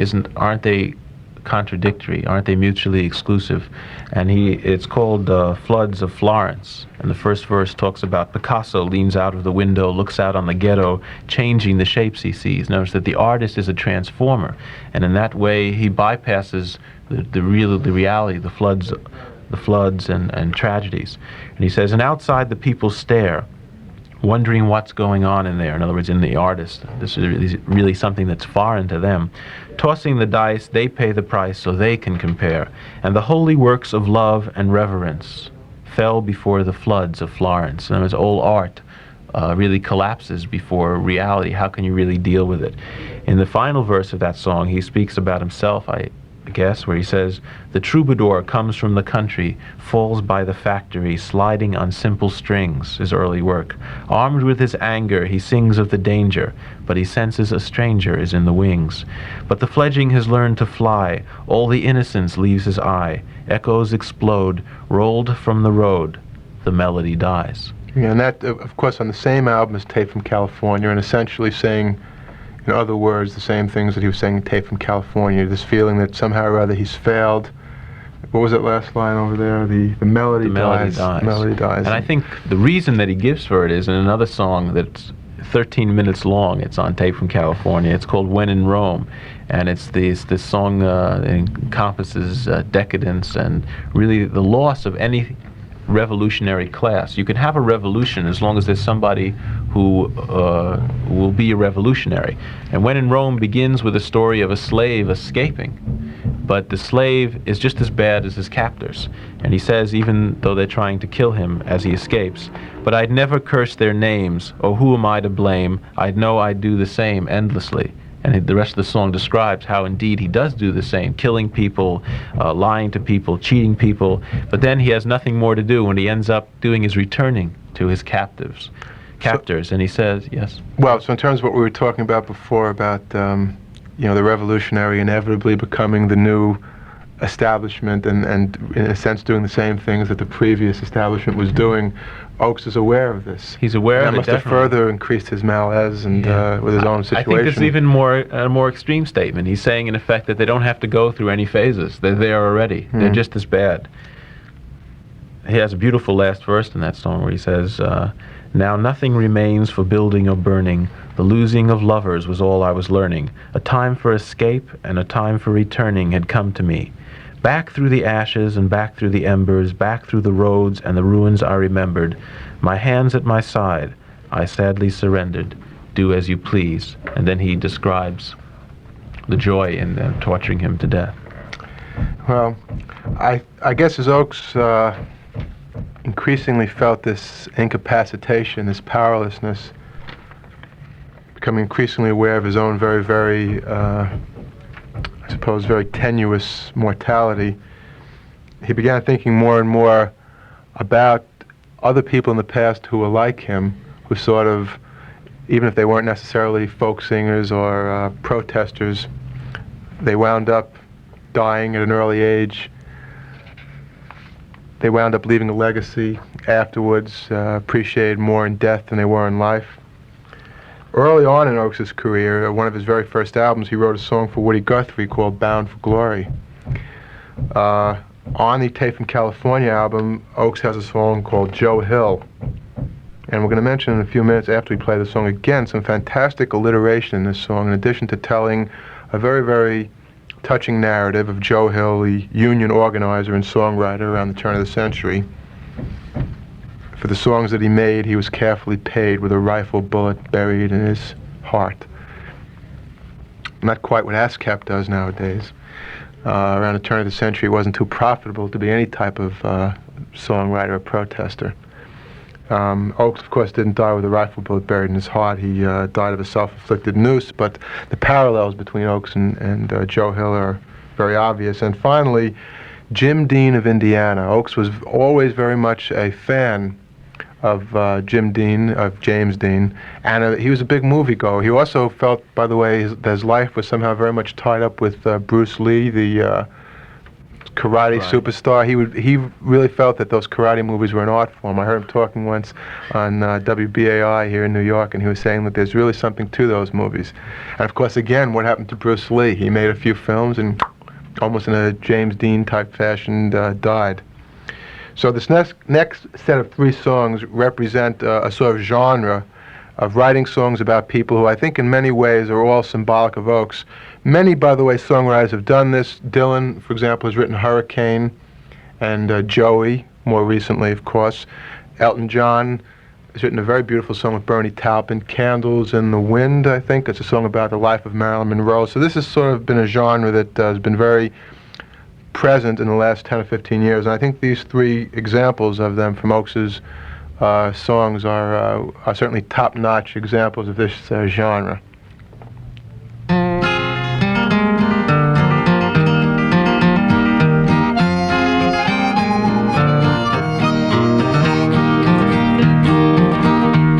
He walked all over his own growing land, from the New York Island to the California sand.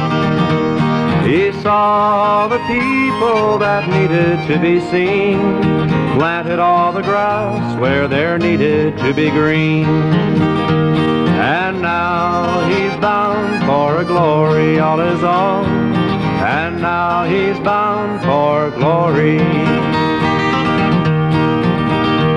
He rode and he sang and he rode upon the rails, and he got on board when the sailors had to sail. He said all the words that needed to be said. He fed all the hungry souls that needed to be fed. And now he's bound for a glory all his own, and now he's bound for glory. He sang in our streets and he sang in our halls. And he was always there when the unions gave a call. He did all the jobs that needed to be done, and he always stood his ground when the smaller man would run. And now he's bound for a glory all his own, and now he's bound for glory.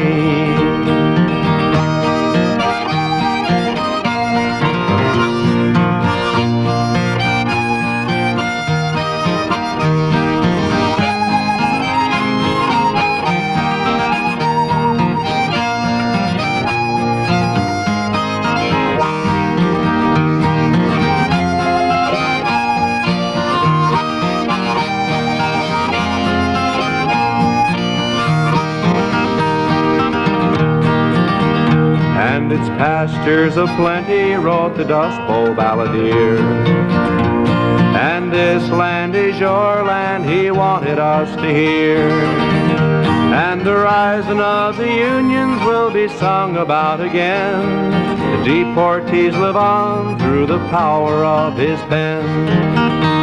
And now he's bound for a glory all his own, and now he's bound for glory.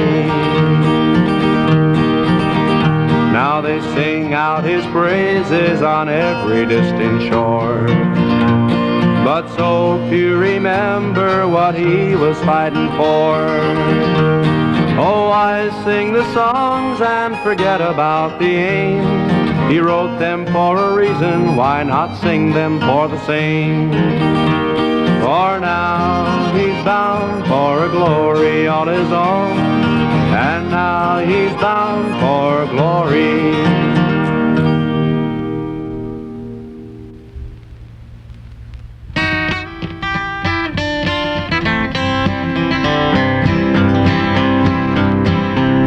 Joe Hill come over from Sweden shore, looking for some work to do. Statue of Liberty waved him by. Joe come a-sailing through Joe Hill. Joe come a-sailing through. Oh, his clothes were coarse and his hopes were high as he headed for the promised land. And it took a few weeks on the out-of-work streets before he began to understand.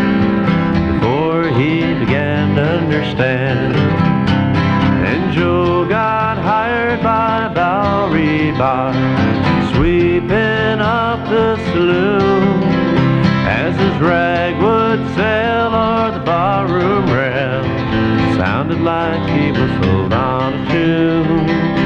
You could almost hear him whistling on a tune. And Joe rolled on from job to job, from the docks to the railroad line. And no matter how hungry the hand that wrote, in his letters he was always doing fine. In his letters he was always doing fine. Oh, the years went by like the sun going down, slowly turned the page. And when Joe looked back at sweat upon his tracks, he had nothing to show but his age. He had nothing to show but his age. So he headed out for the California shore. There things were just as bad. So he joined the industrial workers of the world, 'cause the union was the only friend he had. 'Cause the union was the only friend he had. Now the strikes were bloody and the strikes were black, as hard as they were long. In the dark of the night, Joe would stay awake and ride. In the morning he would raise them with a song. In the morning he would raise them with a song. And he wrote his words to the tunes of the day, to be passed along the Union vine. And and the strikes were led and the songs were spread, and Joe Hill was always on the line. Yes, Joe Hill was always on the line.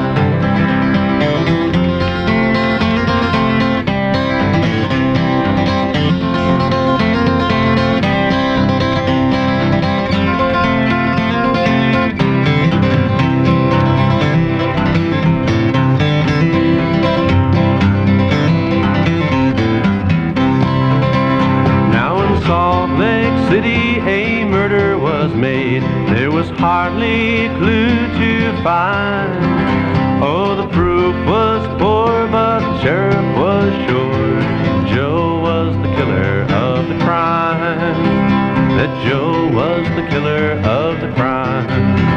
Joe raised his hands, but they shot him down. He had nothing but guilt to give. It's the doctor I need and the left him to bleed, but he made it 'cause he had the will to live. Yes, he made it 'cause he had the will to live. Then the trial was held in a building of wood, and there the killer would be named. And the days weighed more than the cold copper ore, 'cause he feared that he was being framed. 'Cause he found out that he was being framed. Oh, strange are the ways of the Western law. Strange are the ways of fate.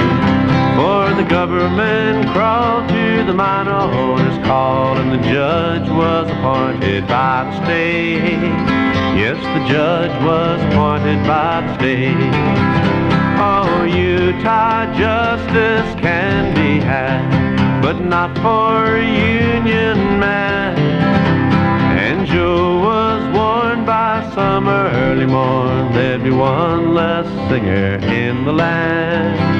There'd be one less singer in the land. Now William Spry was governor's bride, and life was his to hold. On the last appeal fell a governor's tears. May the Lord have mercy on your soul. May the Lord have mercy on his soul. Even President Wilson held up the day, but even he would fail. For nobody heard the soul-searching words of the soul in the Salt Lake City jail. Of the soul in the Salt Lake City jail.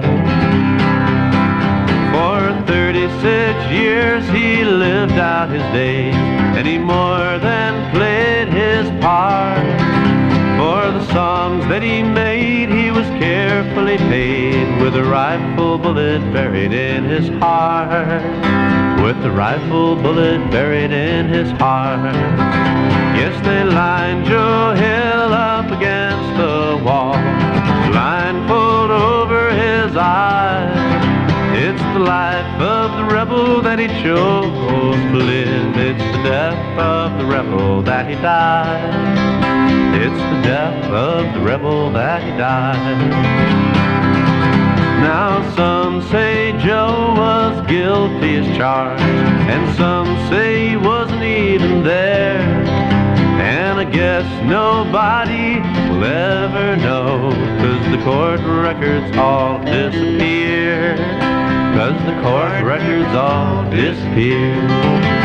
Say wherever you go in this fair land, in every Union hall, in the dusty dark, these words are marked in between all the cracks upon the wall.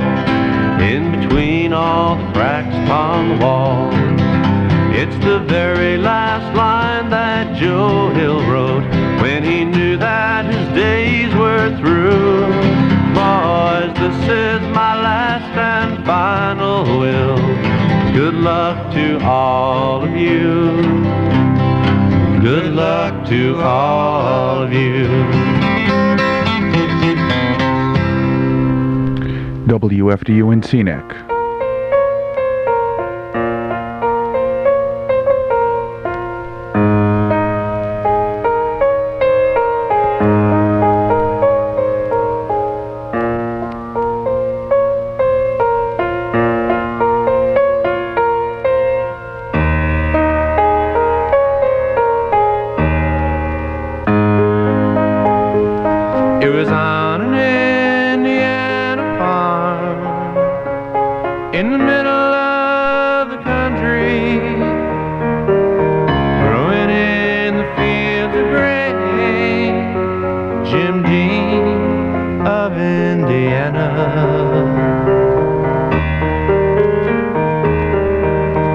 His mother died when he was a boy. His father was a stranger. Marcus Winslow took him in. Nobody seemed to want him.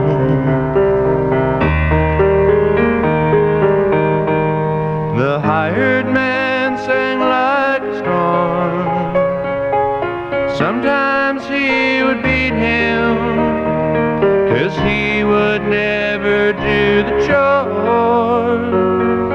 He was lost in dreaming. He never seemed to find a place with the flatlands and the farmer. So he had to leave one day, he said, to be an actor. Once he come back to the farm with starlets from the stages. They locked themselves inside his room. The people turned their faces.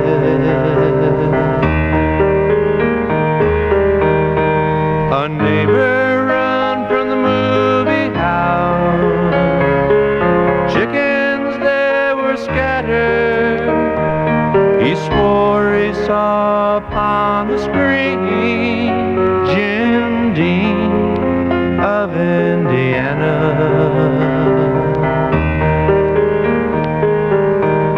He played a boy without a home, torn with no tomorrow, reaching out to touch someone, a stranger in the shadow.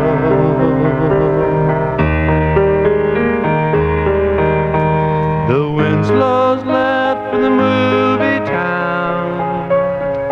They drove across the country. They hoped that he would stay around, and they hoped he would be friendly.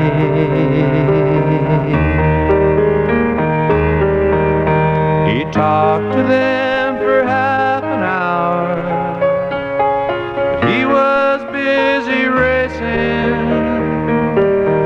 He left for the Grapevine Road. They left for Indiana.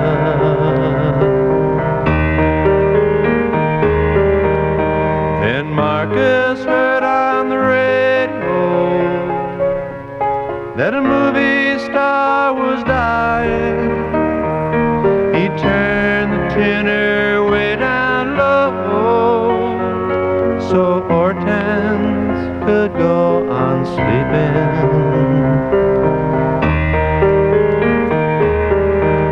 It was not until they reached the farm where the hired man was waiting. The wind was silent through the grain. It was just like they had told him. They buried him just down the road, a mile from the farmhouse.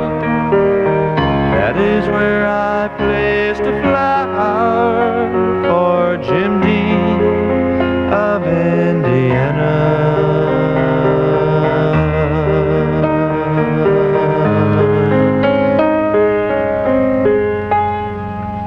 You know, as beautiful as that song is, and it is a really beautiful song, I can certainly see like a weakening in Ochs' lyrical power there, because there are very few alliterations in that song, there are very few rhymes in that song. He just tells the story fairly simply.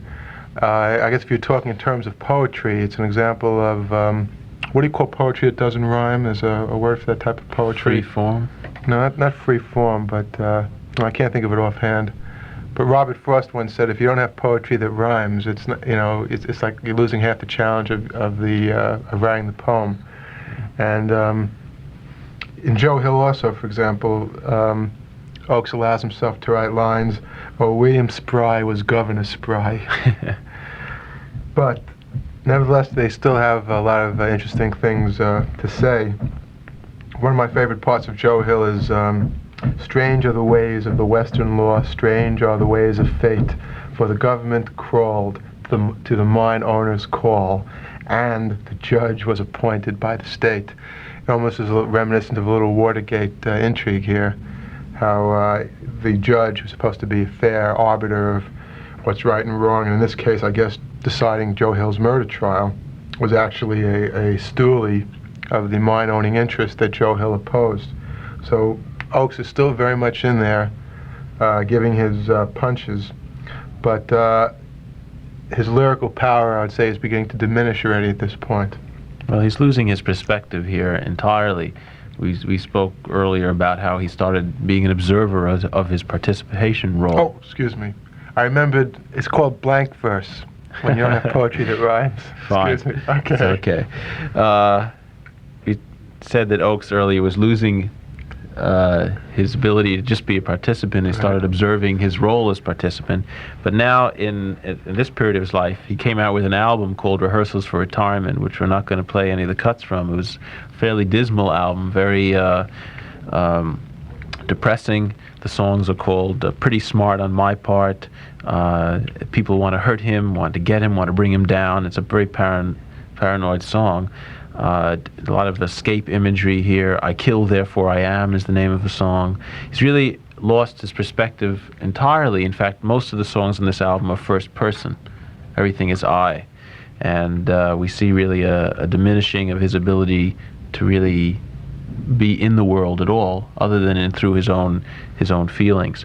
And the album has, in fact, on the cover a picture of a tombstone, and the tombstone is Phil Ochs' tombstone. It says American underneath it, which shows you that Ochs, as much as he was anti-American abuses, he still considered himself an American in the true sense of the word. Well, he always was very patriotic. That's right. Even his early songs. First of all, he went to a military academy, and there are military beginnings, marching band beginnings to many of his early songs.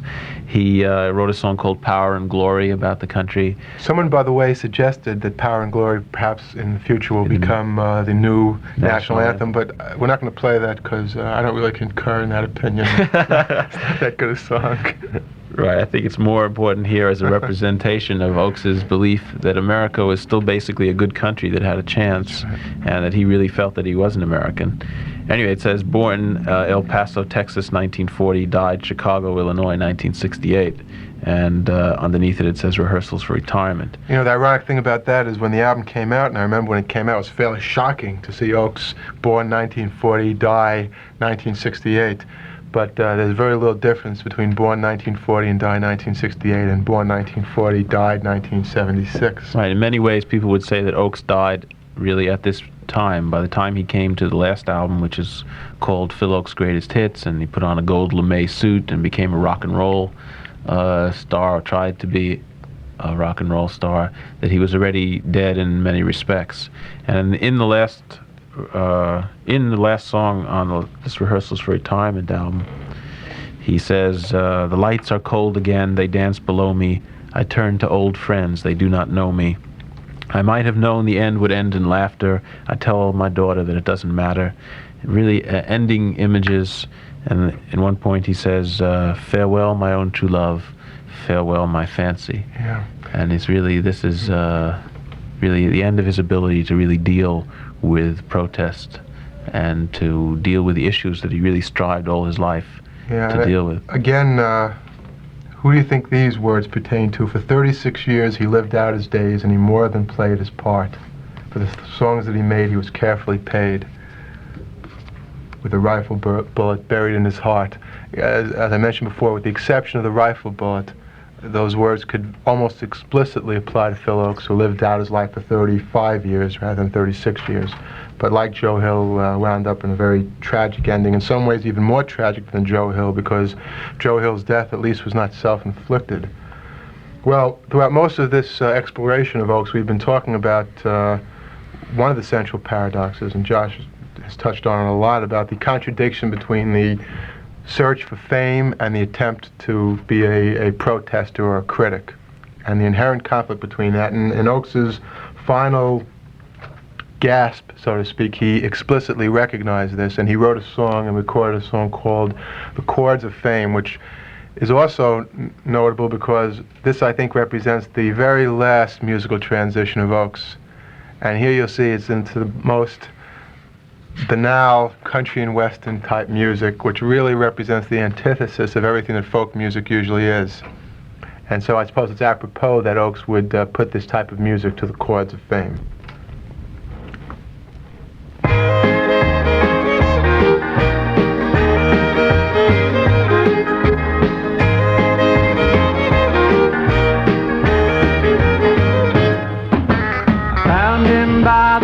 Last night he was breathing his last breath. A bottle of gin and a cigarette was all that he had left.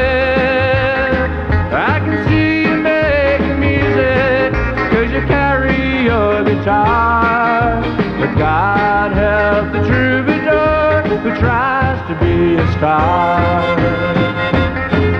So play the chords of love, my friend. Play the chords of pain. If you want to keep your song, don't play the chords of pain. I've seen my share of hustlers as they try to take the world. When they find their melody, they're surrounded by the girls. But it all fades so quickly, like a sunny summer's day. Reporters ask you questions, they write down what you say. So play the chords of love, my friend. Play the chords of pain. If you want to keep your song, don't play the chords of pain.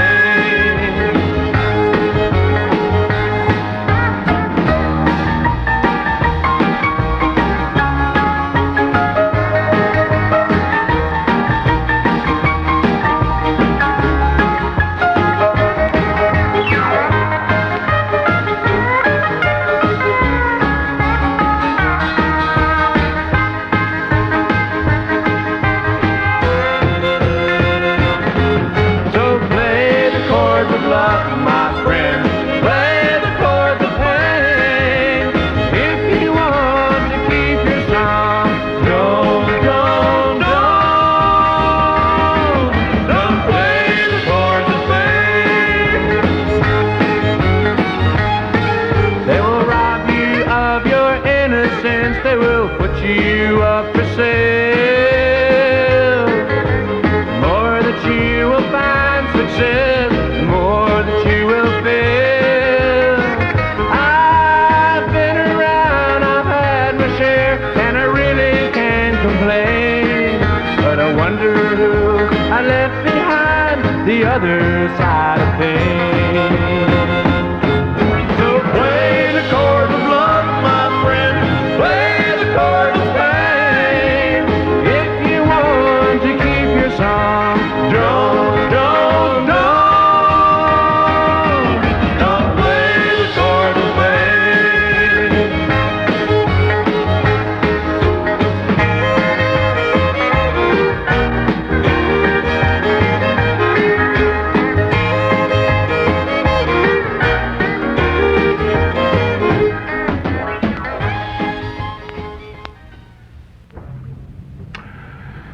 Well, the end was coming fairly quickly now. Shortly after this song, The Chords of Fame, Ochs wrote another song called No More Songs, which we won't play for you now because you can just about summarize what the song says in a couple of lines. Basically, Ochs was saying that he was all sung out. There aren't going to be any more songs. Right, he did say that once he knew a saint who sang upon the stage, He told about the world, his lover. A ghost without a name stands ragged in the rain. And it seems that there are no more songs. Yeah. And after losing his ability, at least in his opinion, to write, another tragedy befell Ochs. He went very frequently to Africa and other parts of the world. He spent some time in Chile also in the later part of his life. But while he was in Africa, he was mugged. And he felt that the mugging had injured his vocal cords. So not only had he lost his ability to write, he lost his ability to sing. And he didn't really have much left. And in the last days of his life, he would appear on stage and he would come out and he would apologize to the people. I remember very, very clearly the last concert I saw him. He said, "I'm sorry. I know you want to hear some new songs. I have nothing more to sing. I'm trying to write new songs, but they're just not coming."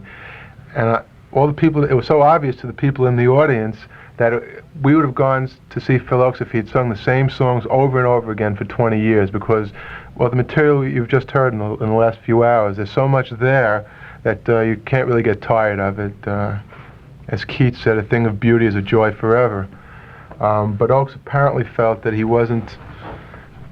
just was not doing what he wanted to do. And I think Ochs would not have accepted that role. That Ochs, throughout all his work, had the sense of that he had to keep working, had to be somebody who was nudging the establishment, bothering people. He does have this martyr image throughout all his work.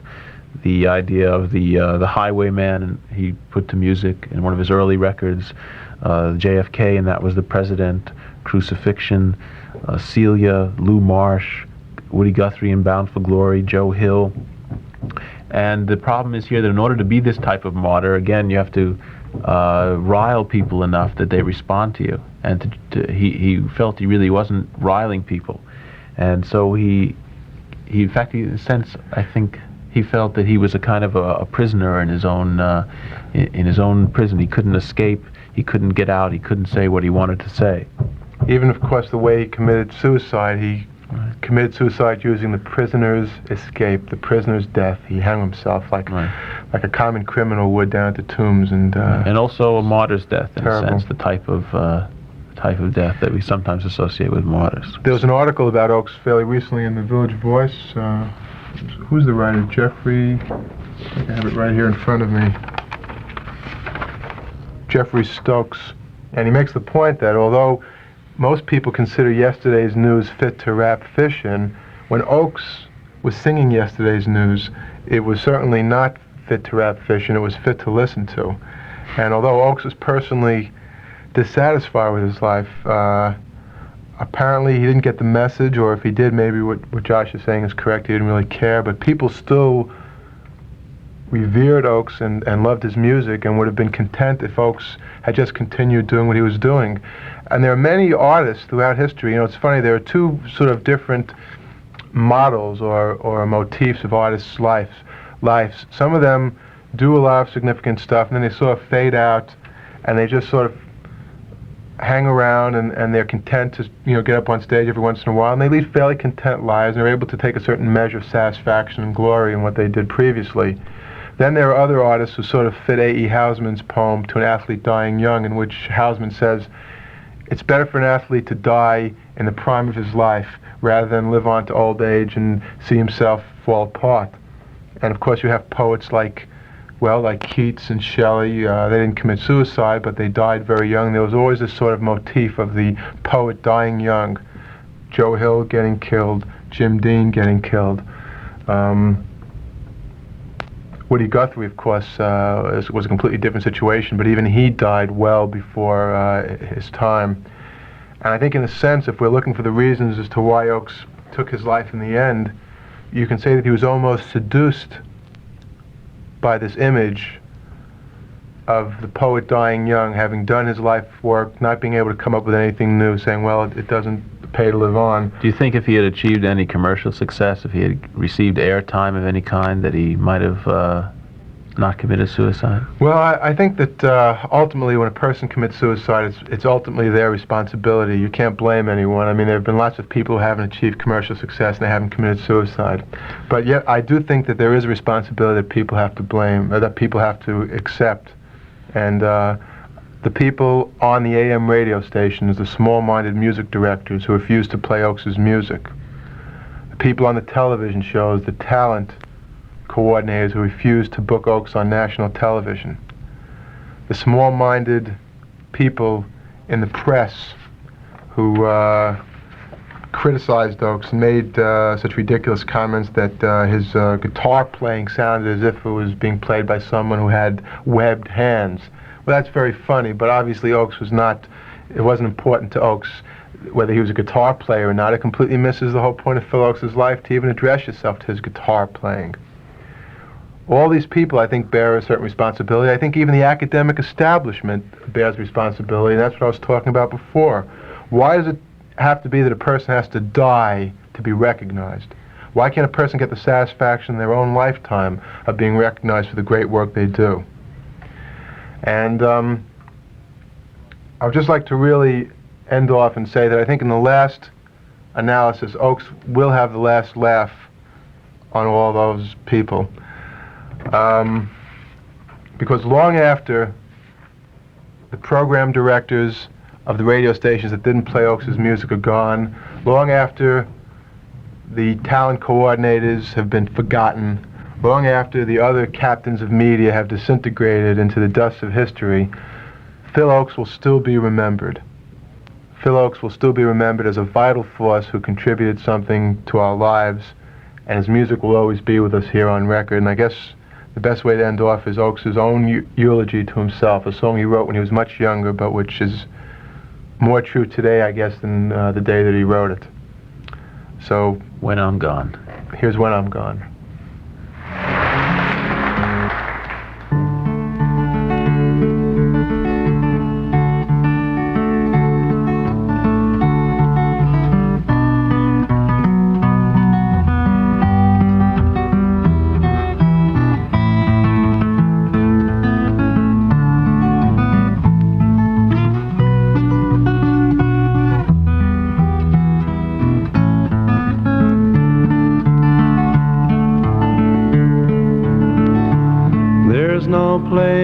In this world where I'll belong when I'm gone, and I won't know the right from the wrong when I'm gone, and you won't find me singing on this song when I'm gone. So I guess I'll have to do it while I'm here. And I won't feel the flowing of the time when I'm gone. All the pleasures of love will not be mine when I'm gone. My pen won't pour a lyric line when I'm gone. So I guess I'll have to do it while I'm here. And I won't breathe the bracing air when I'm gone, and I can't even worry about my cares when I'm gone. Won't be asked to do my share when I'm gone, so I guess I'll have to do it while I'm here. And I won't be running from the rain when I'm gone, and I can't even suffer from the pain when I'm gone. Can't say who's to praise and who's to blame when I'm gone, so I guess I'll have to do it while I'm here. Won't see the golden of the sun when I'm gone, and the evenings and the mornings will be one when I'm gone. Can't be singing louder than the guns while I'm gone, so I guess I'll have to do it while I'm here. All my days won't be dances of delight when I'm gone, and the sands will be shifting from my side when I'm gone. Can't add my name into the fight while I'm gone, so I guess I'll have to do it while I'm here. And I won't be laughing at the lies when I'm gone. And I can't question how or when or why when I'm gone. Can't live proud enough to die when I'm gone. So I guess I'll have to do it while I'm here. There's no place in this world where I'll belong when I'm gone. And I won't know the right from the wrong when I'm gone. And you won't find me singing on this song when I'm gone. So I guess I'll have to do it. I guess I'll have to do it. Guess I'll have to do it while I'm here.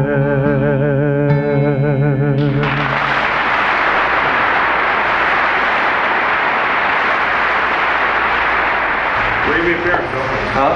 Going to be appearing anywhere? I don't know. I'll probably do, I'm doing a lot of moratorium stuff. I can't make the penalty things. I'll be in Hawaii. But, here and there, I'll be around for a while. We've been listening to what we've dubbed more or less a musical documentary of the times, the life, and some of the music of a truly unique American artist, Phil Ochs. The program was hosted by Professor Paul Levinson of Fairleigh Dickinson University and Josh Meyrowitz of Queens College in New York. Ed Berger was the engineer for the program, and it was produced in association with WFDU-FM. The Light on Light Through podcast. And I hope you enjoyed that radio documentary. Actually, that's what Brent Fellner called it. I can't remember what we called it back then. It was just a radio show. And I hope you enjoyed that. And I want to again thank Lou Canto for the great job he did taking an almost 50-year, that's a huge period of time, 50-year-old reel-to-reel tape and converting it into that digital format. I also want to mention, by the way, that Josh and I will be on this podcast again sometime probably before the end of the year. Josh is celebrating the 40th anniversary of the publication of his really path-breaking book, No Sense of Place, and we'll be talking about that. And I'll be back here pretty soon with another episode of this podcast. Could be another interview, could be a review. As I keep saying, there's some great science fiction back on television. The Foundation series, by the way, now in its third season on Apple TV Plus, is by far, in my humble opinion, the best of the 3 seasons that have so far been put up on streaming television. So I'll be back here soon with another episode of Light On, Light Through. In the meantime, stay safe, stay sound, and enjoy. The Light on Light Through podcast.